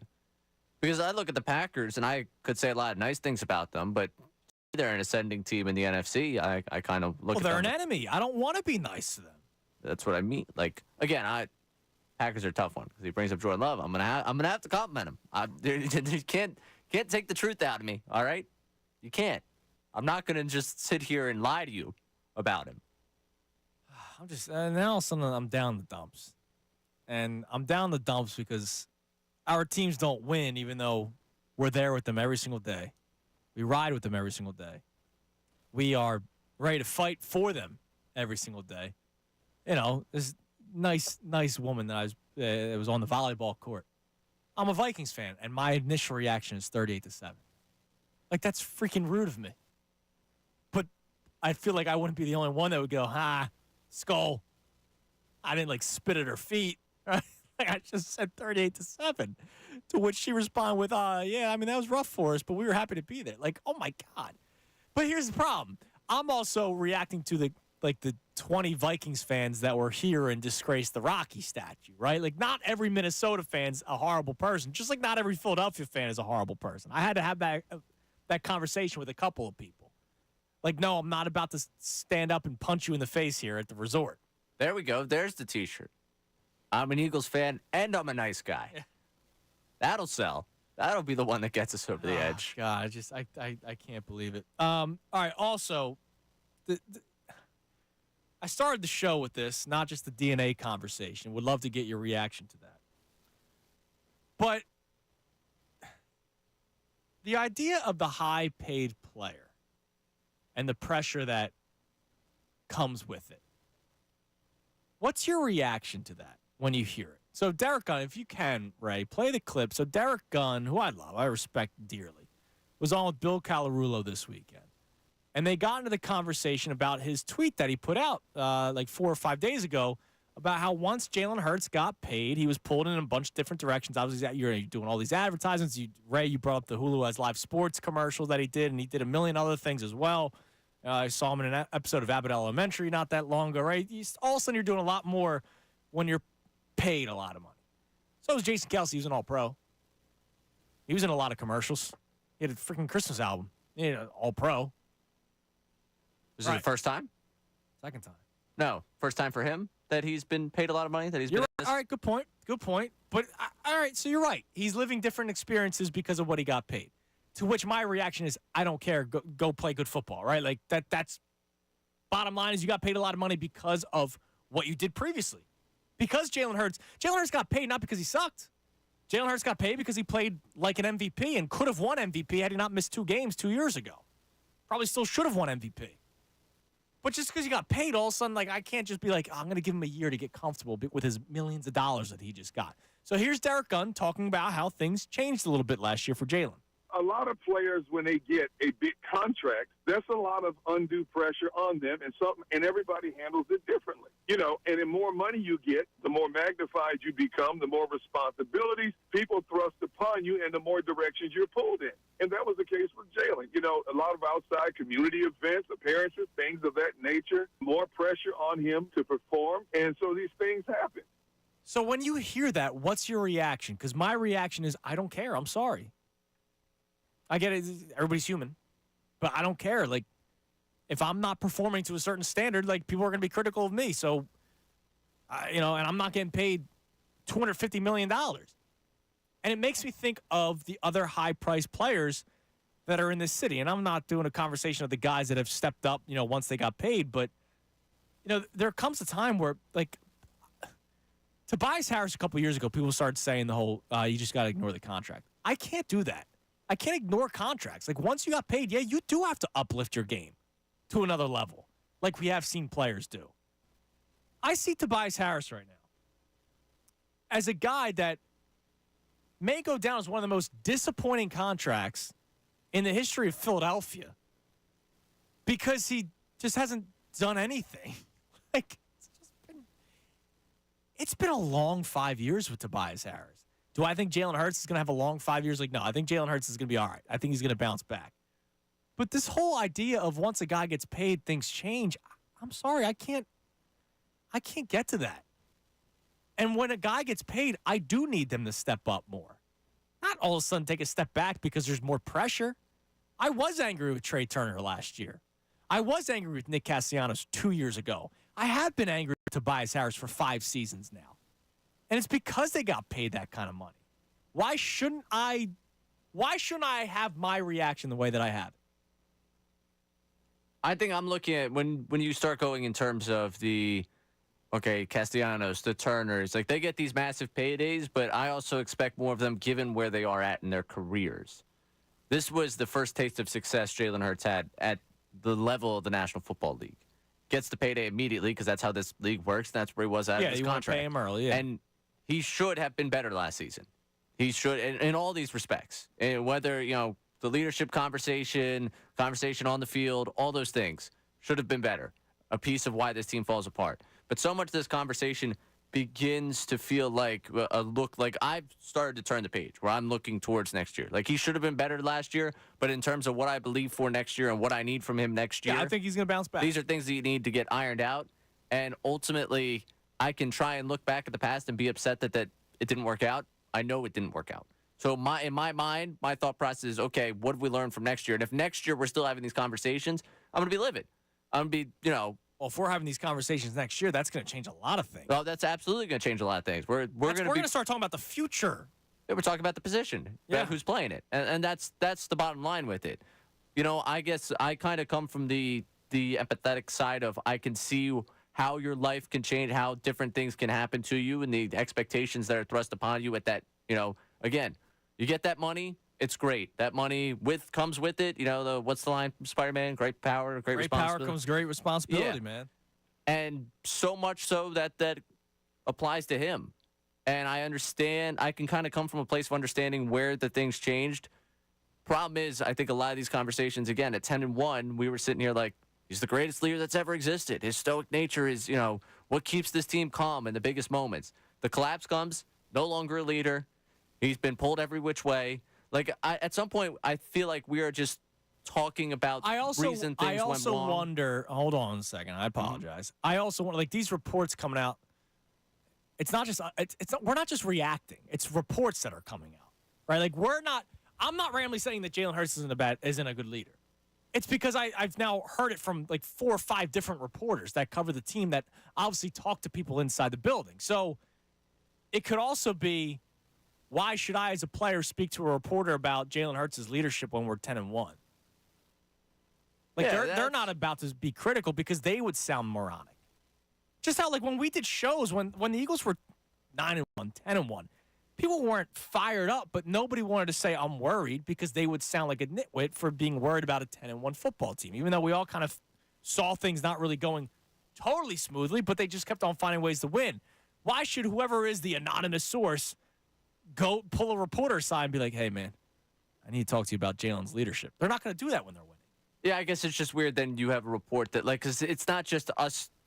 There was conversation about how, his nature, his calm demeanor, that this was conversation surrounding the team that was not just us having it outside of the team. It would be weird to have that positive put out there if it's not really a positive. If you don't really believe that his leadership, you don't have to really, like, I don't think that's something that comes out. Like, I think at 10-1, there were so many storylines you could write with this team. Right. Why are we doing the calm leader thing? Well, and they're, again, I don't know how much digging there is being done when they're 10-1. It's once things start going poorly is when you start asking the question. I think there was a good amount of digging because we got the teetering conversation of what, 10-2, 10-3? Right after Tim McManus right away. Most miserable 10-1 team. We got that before the collapse had finished. Yeah, that's horrible. Like there was digging being done, but at 10-1 it was not all. And again, this is looking so much again at a year that the books, the chapter's been written. At this point we could keep rereading it, and we're rereading it for a new interpretation. And the interpretation that we continue to keep trying to work from is, what does it mean about Jalen Hurts? What does this say about Jalen Hurts going forward? It says there's room for growth, and I think that's not a bad thing. All right, so it's great the way that you're looking at it, right? Right. Are we supposed to look at it that way? As fans, are we supposed to look at it that way? Like, I wonder how many people are actually in agreement with you when they hear you saying all these great things about how you're already turning the page and all that kind of stuff, because the reports haven't turned the page. Or you shouldn't be over it. Or if they are turning the page, it's this is what he needs to work on for next year, right? So you're getting all this talk about Jalen Hurts' leadership qualities and how once he got paid, it was a little bit harder. Dude, I don't know if, not just Philadelphia, any fan base, if they hear that a player got a max contract and, it was hard for them after they got paid, that anybody's going to feel a certain type of, like, anybody's going to feel sorrow for that person. I don't. Yeah, I guess when I look at the money... I get told all the time, ignore the contract. Right? If Tobias Harris was putting up the money, the numbers that he's putting up right now, since Joel Embiid's been out, I wrote it down, 15, 6, and 4. 15 points, 6 rebounds, 4 assists since Joel Embiid's been out. If Tobias Harris was a $10, $15 million player, okay. But because he's that max contract player, no, I need him to be averaging 22, 6, and 5. Or maybe not the assists. Maybe the assists are good at 4, but the point total needs to be up. Yeah, I guess bringing the money into this, the Harris to Hurts thing is a totally unfair comparison. No, I know, but Nick Castellanos, year 1, and then I saw in year 2 he bounced back. But, I can't give, because Castellanos spoke on Trey Turner's behalf last year. Yes. Hey, man, listen, this is year 1 of a big contract, life-changing money. Things change. People look at you differently once you get paid, all that kind of stuff. I'm sorry, and this is coming from the mouth of a guy that did struggle year 1 after getting paid and played well. He was the team MVP last year, all-star last year. But I'm not going to sit here and be like, yeah, you're right, Nick. I'm going to give every player from here on out the rest of my life, when they get that big contract, year 1, I'm going to go easy on them. No, immediately your thoughts change. You have to critique the performance, but I think we've critiqued the performance of Hurts at this point at nauseam. We've done this. We've done the conversation with him a million times about what happened this season. And so when I look at what's going forward, what do I know about Jalen Hurts from his past? That he's grown from what's happened. He's shown me signs of growth. Yeah, I'm going to give him the benefit of the doubt. I'm not sitting here thinking that he's never going to be okay. And I'm not saying you're saying that, but I think the idea that this, you just throw the money aside. Jalen Hurts has a much more desirable skill set at what he does and a much more lucrative skill set for what he does than most jobs across, the world. Okay, what he does at that level, that's going to get him the payday. That's again, when we look at the money, it doesn't make any sense to you and I, because I can't even fathom a tenth of what he's making. We're not making that in our life. Right. A tenth, actually. I don't even, 100th. I can't, going down the line of money that he has, I can't even fathom the thought of that. But that, to me, like, I'm thinking about his skill set and what he's getting paid and how he got paid in the league he got paid. Like, that's where I'm thinking about this. I'm not thinking about this in an everyday, like, oh, that's difficult for you. The difficulties for him are way different than the difficulties that 99.9% of the population live with. Right. How is he going to adjust to his difficulties, what he sees as his burden right now with this contract? And I believe that he will, but I'm not going to sit here and play the violin of, once he gets paid. It's hard that first year once he gets paid. I'm sorry. I'm never going to do that. I'm not asking you to play the violin for him. I'm just saying that what you know about him, is that telling you that there's going to be growth going forward for him, that you believe he can move forward from this? Because ultimately, he can't go back in time and change the way he reacted to it at first. But it's whether or not you have a belief in him to actually take what he saw from this season and put it into action going and forward. whether or not he has a belief in himself that he can do all that kind of stuff, which I'm sure that he does. All right, let's go back to the phones. Uncle Frank. What's up, Uncle Frank? Happy back to work Monday there, boy. How you doing?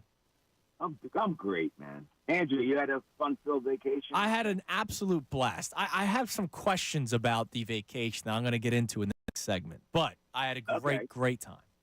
I mean, you never DM'd me. I would have jumped on a plane and took you guys out, you know? You would have flown me out yourself?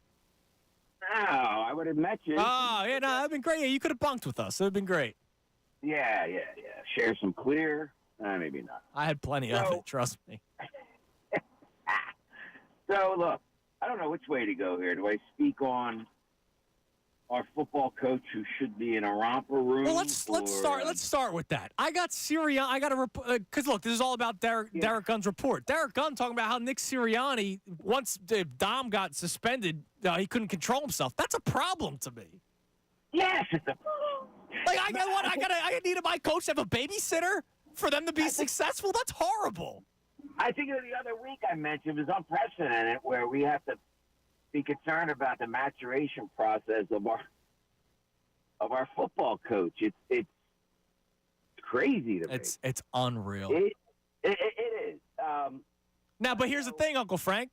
I got him talking to a guy from Wisconsin who's very complimentary to Nick Sirianni. Yeah, well, their ears into the close to the street as ours is. I mean, we get everything, and then we have to digest it and chop it up. Well, look, he took him to the Super Bowl last year, playoffs. That's how the rest of the country. That's how they look at it, yeah. And by the way, I'm with Ray. I'd give Jordan Love an attaboy. You know, we've been away and talked to all kinds of different. Yeah, fans. I know, but I wasn't like, oh man, like I put out a tweet during the. It wasn't the NFC divisional round. I think it was the first game. Who they played? The Cowboys the first game? Yeah. He made a throw that looked like Rodgers, and I tweeted that out. But I wasn't about to tell this guy to his face, man, you got a good quarterback. Like, no, I don't want him feeling good about himself. Well, if the team they're rooting for sucks, I would tell them. But so, real quick, if I you got 5 seconds. Oh my God! Embiid with the Ryan Howard syndrome. I don't get, and Embiid looking like a moose with an afro running down the court. Yeah, that was a bit much. Thanks for the call, Uncle Frank. Yeah, in case you missed it, we had a caller earlier today that basically said that Joel Embiid looks like Boston Celtics Shaq, and then tried telling me that he's not out of shape. That's the same caller. He said he looks like Celtics Shaq, and then when I said, "Are you telling me you think Embiid's out of shape?" He goes, "No, I don't think he's out of shape." Well, that's what Shaq was in Boston. Weird day, man. Welcome back. It's good to be home. It's good to be home. Good to have you back. All right. So coming up next, trust me, I'm going to continue the sports conversation. But some takeaways from my vacation. I saw something multiple times with multiple people that confused the hell out of me. I will just tell you now, I was at an all-inclusive resort, all right? And I saw something happen multiple times, and I was like, really? That, flight violations, because dude, I think post-COVID made a lot of people dumb on airlines. You see the videos of fighting in the airports all the time. And this isn't just the typical people stand up right when the flight lands. I saw some stupid people. And I'm just like, what did COVID make us dumb? What happened? I'll talk about that next. Also, more of your calls at 610-632-0975 on this Fanatic Monday, which is presented by Pierce Phelps Bryant Heating and Air Conditioning Contractors. Visit nopaybryan.com for flexible spending options on a new heating and cooling system. And also, a legend in the sports media world is retiring. Absolute legend. I will tell you who next, right here, 97.5 The Fanatic. Fanatic Sports Update. Doc wins the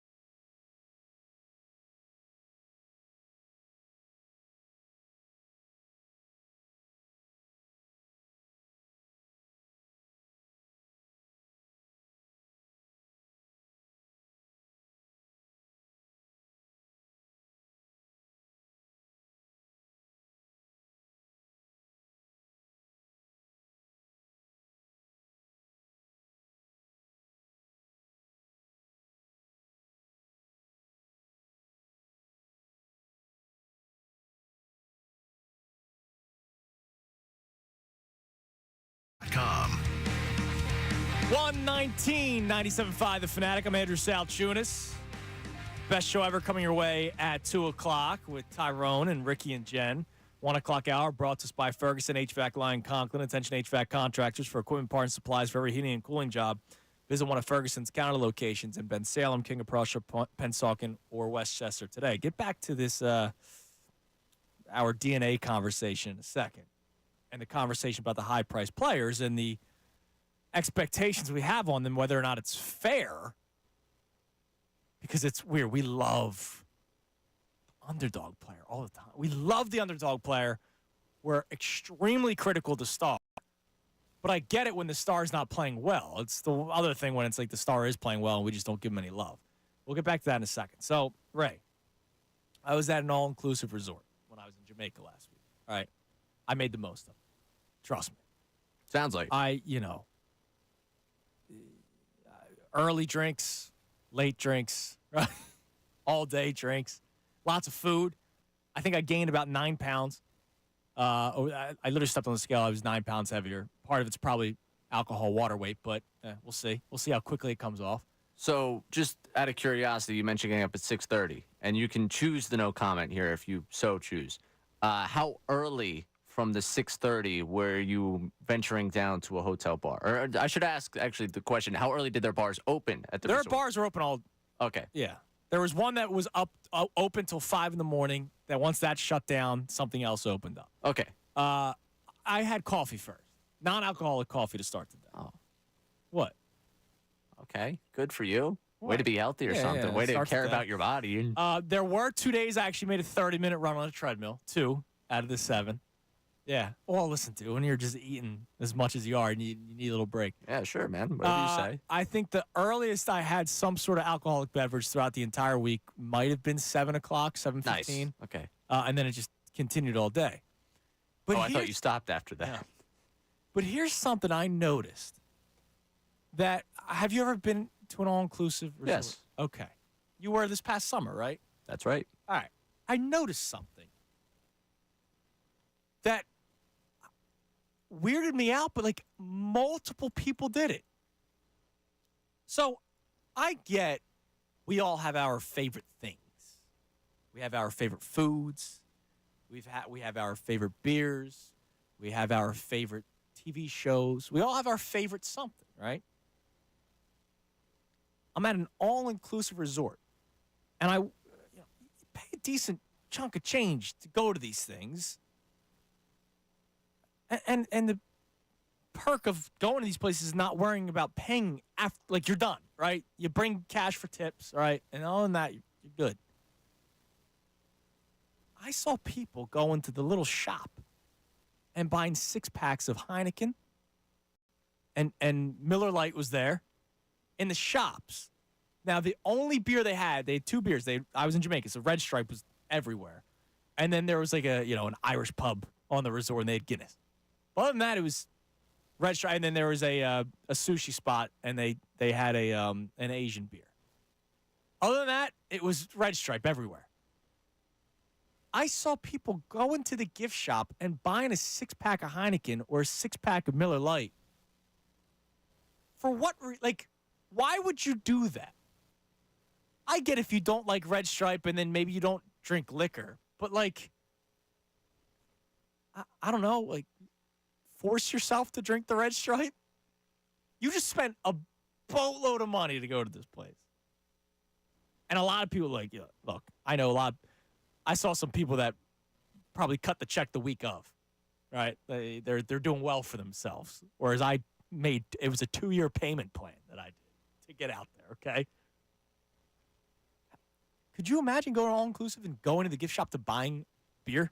No, I couldn't do that. And I don't know what would lead someone to doing that.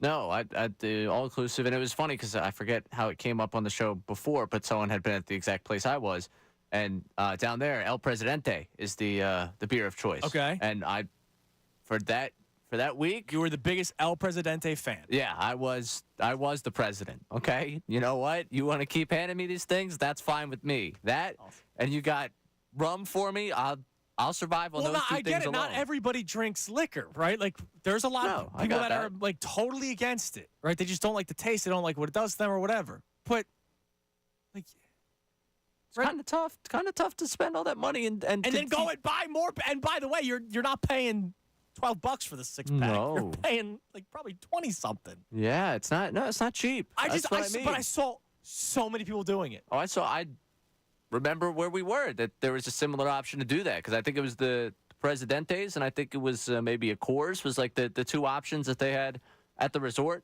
and people were going and getting this, that, the other thing. And I was, hey, sign me up.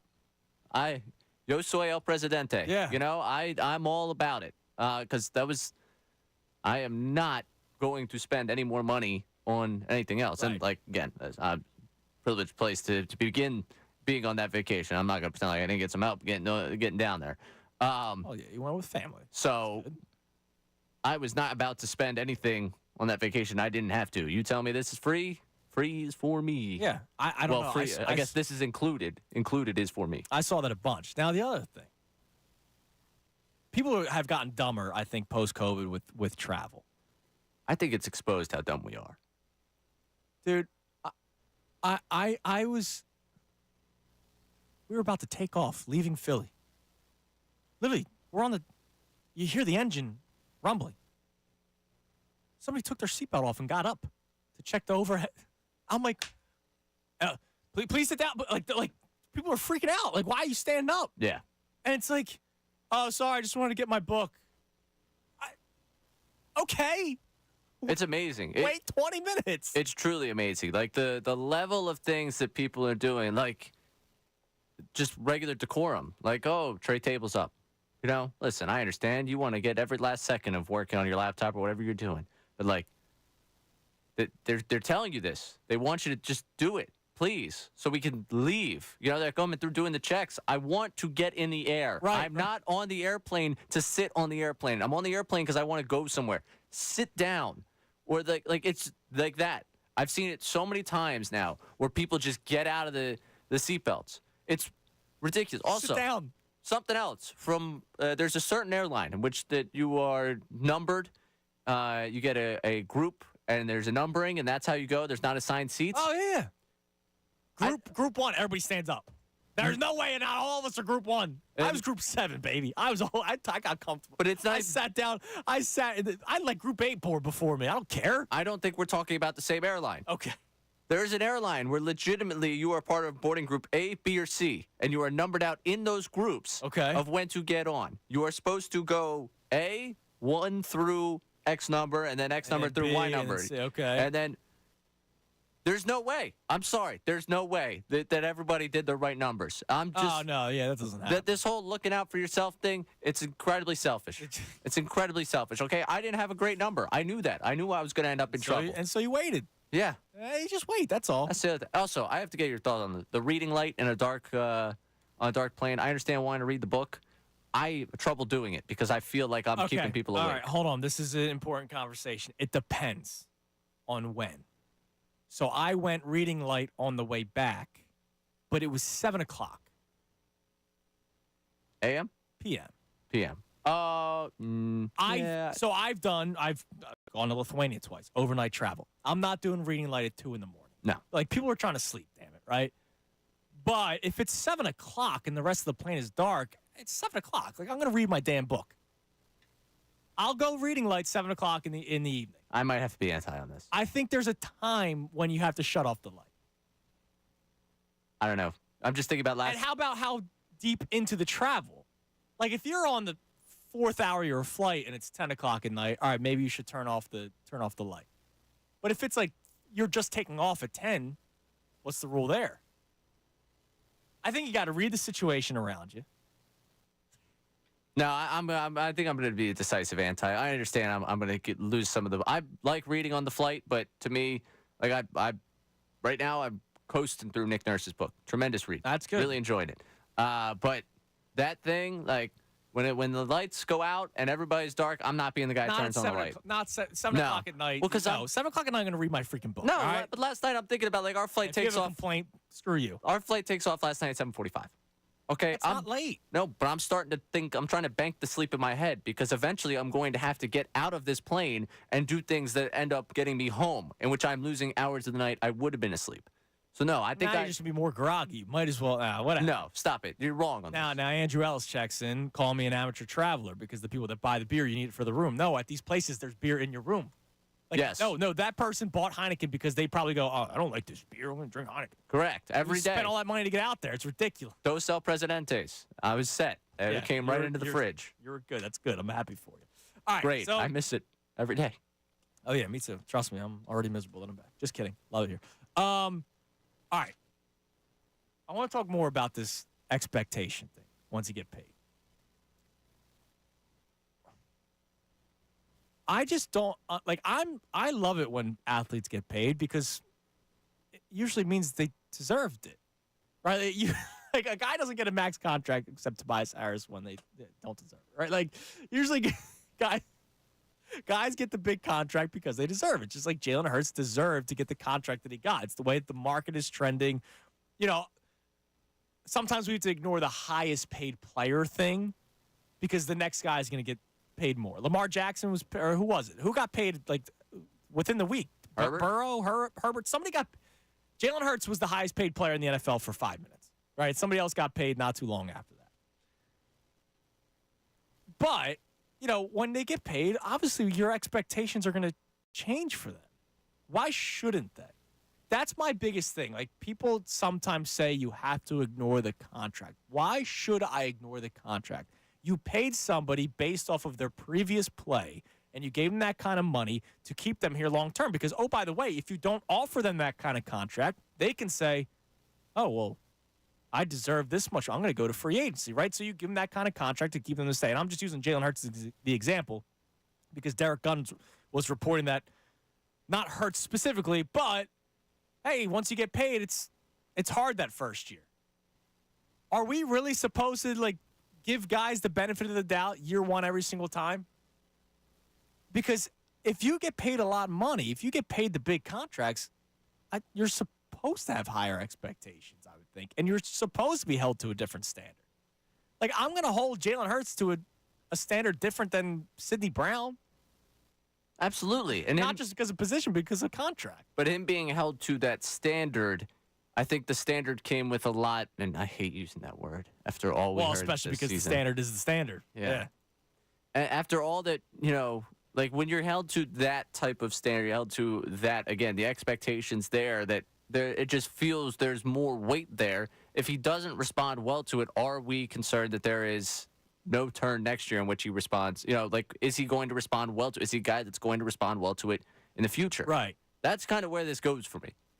Truthfully, like that's why this conversation, I'm disappointed in what happened this season. You'll be critical year one, but you're going to hope, or not hope. You're going to be critical year one, but give them a benefit of the doubt that they'll be better year two because they obviously got paid because of performance. And paid because of performance. And performance that I think was hampered by a lot of things that were not necessarily him specific this season. Okay. But you know what I find interesting? So you're going to give him the benefit of the doubt and you believe in him. But do you have the slightest worry that he's not going to be as good in year two of the big contract? Like, do you have any worry that he might not be this franchise quarterback that we saw 2 seasons ago? Because the reason why I'm asking this, I don't think anybody was high on Nick Castellanos going into last year. And yet he had an incredible career before he came to Philadelphia. That's why he got paid. Right? Like, he was great. He deserved to get the contract that he got. A 5-year, $100 million or whatever it was. He deserved that contract when the Phillies signed him off of free agency. Then he played poorly. And a lot of people were like, oh, my God, is this who he is? And nobody went into last year excited for Nick Castellanos. There was just more pressure on him because of Hoskins' injury. But I feel like with Hurts, it's like, oh, he'll be fine. Don't worry. Why is that? Do you think he'll be fine? Don't worry. For a lot of people, I don't know. I still think he'll be all right. But I'm not going to lie to you. I'm going to go into I'm going to go in the next season with wide eyes. Like, to me, next season, again, it's when we talk tipping points and where things go. Like, obviously, you know, it's going to take a lot, but you're going to have new offensive coordinator. You're going to go, you know, like, I'm hoping the offense resembles something more of just, I guess, competency around him. Like, I think it was, and it's not that the coaching was the only thing. He didn't play to the level that you would expect him to. He had the knee. Obviously, the brain trust of that offense was broken. There's a lot of things that go into last season, and I think so much of what I think I get tied up in this conversation is that all of it does bleed together, all of it works together, but I think the leadership thing is now more of a thing because he got paid. And he got paid, and it's, okay, now you have to play this well, and you have to be this good of a leader. The expectations for him did raise because of the contract. It went from, this is a great story of a guy who has now exceeded all of our expectations. And isn't that how it should be? It is. It absolutely is. But I think when you say that you don't care, like, oh, yeah, you're making that money, yeah, right, you got to go do your job. But I think there's a part of me that sees the human aspect of this and sees where that could wear on a guy that's, again, never gotten to that height of expectations, that height of, again, his career, to say, okay, what have I seen from him in the past? Do I think that he can replicate that again next season? Do I start to have the questions? Because I think some people have taken this questioning of him well overboard. Yeah, I think we've gone so. well over the tipping point of, like, Yeah, and all of a sudden he stinks, and this is Right. a disastrous contract, and it's a Yeah. failure. Wave the magic wand. And that's more the side of the argument I'm arguing here than anything of, like, oh, let's just put the green-colored glasses on and say he's Jalen Hurts, he's going to be fine. Right. I think we've gotten to a point where we might have overcorrected from the praise of 2022 to the, oh, my gosh, this is a disaster. I can't believe that we're stuck in this forever. I just wonder, like, moving forward, because society's always changing, right? We're always changing. And I think we're getting better with the whole athletes are humans thing, right? As we should, because they are humans, right? Like, there was a lot of stuff going on in this country a couple of years ago that, even though people didn't necessarily agree with everything that was being said, like, I think people are starting to realize, all right, they're humans too, right? It's just they live different lives with the money and all that kind of stuff. Are we going to get to the point where we're going to have to be like, it's his first year with the big contract, let him go? Look at Trey Turner. He got a freaking standing ovation. When would that ever have happened before? Not to forget Philadelphia. I'm saying ever. Ever in sports. When did a guy who struggled in year one of a big contract ever get like a standing ovation, or people still, don't worry, he's going to be fine? That's never happened until all of a sudden this year. And now we got, anytime Jalen Hurts is criticized by a media member, it's the evil media, right? Your report, you're making up reports. You don't have sources. And then the Trey Turner thing gets a standing ovation, which was beautiful. And he had a great second half of the season. Even though I didn't like the idea of it, he had a great second half of the season. But is that going to be the next thing, where the next big free agent that gets signed here, we're going to have to be like, like when Tyrese Maxey, everybody loves Maxey. Probably the most lovable guy in the city, I would think. It's either him or Hurts, right? Like, It's Maxey right now. Maxey's going to get a max contract this offseason. If he struggles year one, are we going to go, don't worry, he's just a kid and he got all his money? Is that what we're going to do? Is that what we're supposed to do? I don't think it's a don't worry, because I don't think we sat here during the season and were criticism free of Jalen Hurts. This to me is a reaction to the reports. But I did a freaking topic about why are people afraid to be critical of Jalen Hurts, and a lot of it was, because we were wrong the first time. And I guess maybe where I'm coming from with this argument is that I was wrong the first time, and that now that I've seen him do it once, there are concerns about him this time around that, again, he's showing you room for growth. Right. And the one thing, and when you talk about worry, I did say at some point that there was a worry for me that when you think about all the different stops and all the different, we talk about the leadership qualities, this is the one where he's got the extended stay, where he is the guy and he's the guy for an extended time. That's the one thing you don't get in college. Would his voice have wore thin, at Alabama? Well, Tua became the guy, and he might have been a nice lending voice there, but ultimately he wasn't the guy throwing the football to those guys, at the end of his time at Alabama. Or when he goes to Oklahoma, that's not going to be a long-term thing for him. This is a long-term thing. It's about finding that voice that can carry for a long time in the locker room. And I don't know, that's, you want to talk about a worry? Maybe that is something that creeps in the back of my mind. Creeps in, can he get back to the level of play that we saw in 2022 or replicate that? I think that what he's shown a growth over time, I would put my faith in Jalen Hurts before I put my faith, elsewhere, or start talking about my lingering eyes elsewhere. Yeah, I got you. No, I'm not looking to trade him. I'm not looking to, draft a quarterback in the second round when you already have a franchise quarterback, right? Like, I'm not doing that. I would, if they drafted a quarterback in the second round this year, just like they did when Wentz was react here, the same way. I would be angry because I think that's a dumb organizational decision. Even though it worked out clearly for the Eagles, I still, to this day, that was a dumb draft pick. Wow. It worked out. It worked. But at the time, it made absolutely no sense. If they drafted a quarterback in the second round of this year's draft, I would say the exact same thing. I would think it would be a dumb decision when you have so many other holes to fill. If they drafted a quarterback in the second round this year, would you also raise your eyes of, Absolutely, because of what happened. Right. Absolutely. If they drafted a quarterback in the second round this year, I'd go, uh-oh. Uh-oh. What are we doing here? Derek Gunn was clear over the weekend. There's differences. This is not Carson Wentz. Yeah, that's good. Which I know we continue to pound the drum for, but people, since it's the last thing they saw, need to. Yeah, no, we need to keep doing it. It's not good. I'm glad that it's not just like the Wentz situation. 610. Let's compare them just for fun. 610-632-0975. Get back to the phones in a second, but big news in the media world. Peter King announces his retirement. Is he not doing this season? I just saw the post. He posted Football Morning in America is up, and this one's about the luckiest man on earth. It's been real. So I'm guessing he's not working this upcoming season. He's done. He's done. So next week's newsletter, I started. It's a pretty. I was like reading it because I knew we were getting into it, and I started reading it a little bit too late before the show because it's a lengthy read. Oh, lengthy. Again, okay. He's reliving an incredible long career. I'm not telling you that's not worth the time to go read. I will go read it. Oh yeah, in its entirety. Look, and I think at one point he's a legend in what we do. He does mention he's worried about the 2024 Eagles. I think in his going away. He's worried about the Eagles? I think that was one of his 10 takeaways. Oh, dude, we got that's tomorrow's show, man. But yes, this guy's the legend. That was one of his parting shots. Yeah. So in his takeaways thing, I think next week's newsletter is going to be a letter of letters where it's like people's reaction to him retiring. But I think this is it. I think this was the last column. 44 years he's been doing it. Which, that's amazing. And in an industry that does not... doesn't favor people very well sometimes. It doesn't necessarily give you long-term. Like, long-term is not something that people ever, like, think... Like, that's something that, oh, yeah, I'm going to be doing that for X amount of years, and I'll be at the same publication for this many years.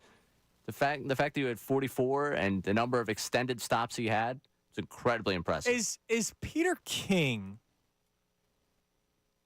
number one in terms of respected and liked reporters? The reason why I say respected and liked is because, like, I'm thinking of guys that have been doing it for a long time now, and Mike Florio was a name that came up to my mind, right? Like, he's not universally liked. A lot of people follow his newsletter. A lot of people read his stuff. A lot of, he's on Sunday Night Football on NBC, but he's not universally liked. Like, I don't remember a time. I say this all the time. I'm going on 10 years here at the station. I don't remember a time somebody going, I hate Peter King. Right? Like, I've heard about every local media member. I've heard about myself. I've heard about Ray Dunn. Just kidding, Ray. Everybody loves you. That's not true. I mean, literally, we were not 48 hours removed from us. Yes. Hate mail. I've heard about national people. I've heard about national people that come on the station. I don't think I've ever heard it about Peter King. And that, you want to talk about a testament to working that long in this kind of an industry? Working this long and not being disliked, like, that's almost impossible. So I just, for, my own entertainment, just typed into Google Peter King hate. There is hate out there. But I think you could find that for just about anyone that's ascended to the national platform. I don't know. Like, I don't even, like, because half the time when we react to reports, it's usually, oh, screw that guy. And there's been Peter King reports, and I don't remember taking a caller that doesn't like Peter King. Are you challenging people in the last couple minutes of the show? If you hate him on the day of his retirement, how about you let us know? I mean, I'm sure there are people out there that don't. I just think he's almost universally loved. I guess not if you're Googling. Well, yeah, but I mean, if you look up Peter King hate, I'm sure if I looked up Ray Dunn hate and I've been doing this for 10 seconds, you'd be able to find something. Well, there's another Ray. Like, Ray Didinger's a guy that's beloved in this city, right? In this city. And I don't know many people that dislike him. Yeah, right? that's a good point. So, I mean, he's one of the people that I think bat 1,000. If we're talking locally, he's probably number one. But nationally, man, like that's like I don't know many people that complain. Like I don't know how people feel about Michael Wilbon outside of Philadelphia, right? But like I know that we don't really like Michael Wilbon in this city, even though his show is tremendous. That's what I was about to say. That show's incredible. Oh, it was great. Sitting in the hotels, just watching. I haven't been able to just sit and like kind of watch them in a bit. Fantastic. No, it's a great show because concept of it. It was they were well ahead of their time. Yeah. By the way, we got a spring training update. Oh boy. Witt with a 2-run bomb. Whit Merrifield. It's a home run, man. How about that? Fantastic. Newest acquisition for the Phillies. Yeah, I'm a little season saved. Little upset. I got to be honest with you. My man Buchanan. Oh, David Yeah, Buchanan. not the start we were looking for in the spring. Really? Well, I mean, what did you expect? I'm sorry. I shouldn't say. Oh, come on, man. That's a drought legend right there. What did you expect? He struck out Trevor Story. That did happen. That happened. That is what we're taking away from today's. Don't ignore the runs, ignore the hits, the walk. He struck out Trevor Story. That's what we're taking away from today's. By the way, Linda checks in. She does not like Peter King. Oh, there you go. Right away. I mean, how do you not like Peter King? I don't know. He just seems like a guy that I thought would not get hate from people.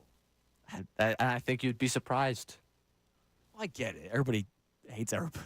Yeah, it's like this is not the industry you want to get into if you want to be universally beloved. Yeah. I figured that one out. I've learned a pretty good amount in the amount of time I've been here. I've learned that one pretty quickly. You're not universally loved. No, it's not exactly. I just saw a tweet pop up.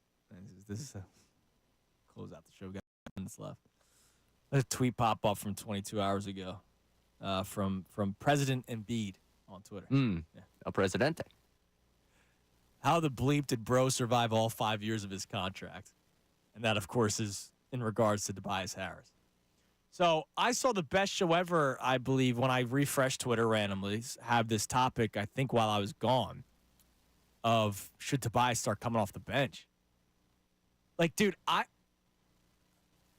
don't think there's a single – you want to talk about – all right, I don't think there's a single person that hates Peter King. Is there anybody that loves Tobias Harris? Like, the basketball player. The guy, he's a great guy. All right, like, I'll be honest. I've had the chance to talk to him. He's a tremendous human being, a joy of a human being. But it's just been a long freaking 5 years, and he actually finished it. When do you ever see a max contract player actually finish their contract other than, like, because they're great? Like, Tobias hasn't been great. And we've been talking about trading this guy for 2 years now. And then every year it's, wait another year because it'll be easier to trade him. You'll get more back when there's 2 years left. You'll get more back in the middle of the season. You'll get more back in the offseason. You'll get more back at the deadline of his final deal. I saw a great tweet over the weekend of Bojan Bogdanovic, excuse me. And then the quote was, Tobias Harris over me because of the Jimmy Butler thing. It's a shame, man, because you need him to step up while Joel Embiid is absent. And he's played worse. Maxey stepped up. Maxey had a 30-plus point night the other night. I mean, that's the thing. I've told this story before. There was a moment where, like, I had my final day with Tobias. Like, I no more am I going to defend the guy. It was during a regular season game. And it was Maxey's second season. Harden and Embiid were both out. I think it was after they made the trade or something. I don't forget exactly. But, like, Tobias Harris was the max contract player on the court. Guys were hurt. And Maxey took, like, 20 shots that game. And Tobias took, like, 7. And I'm like, whoa.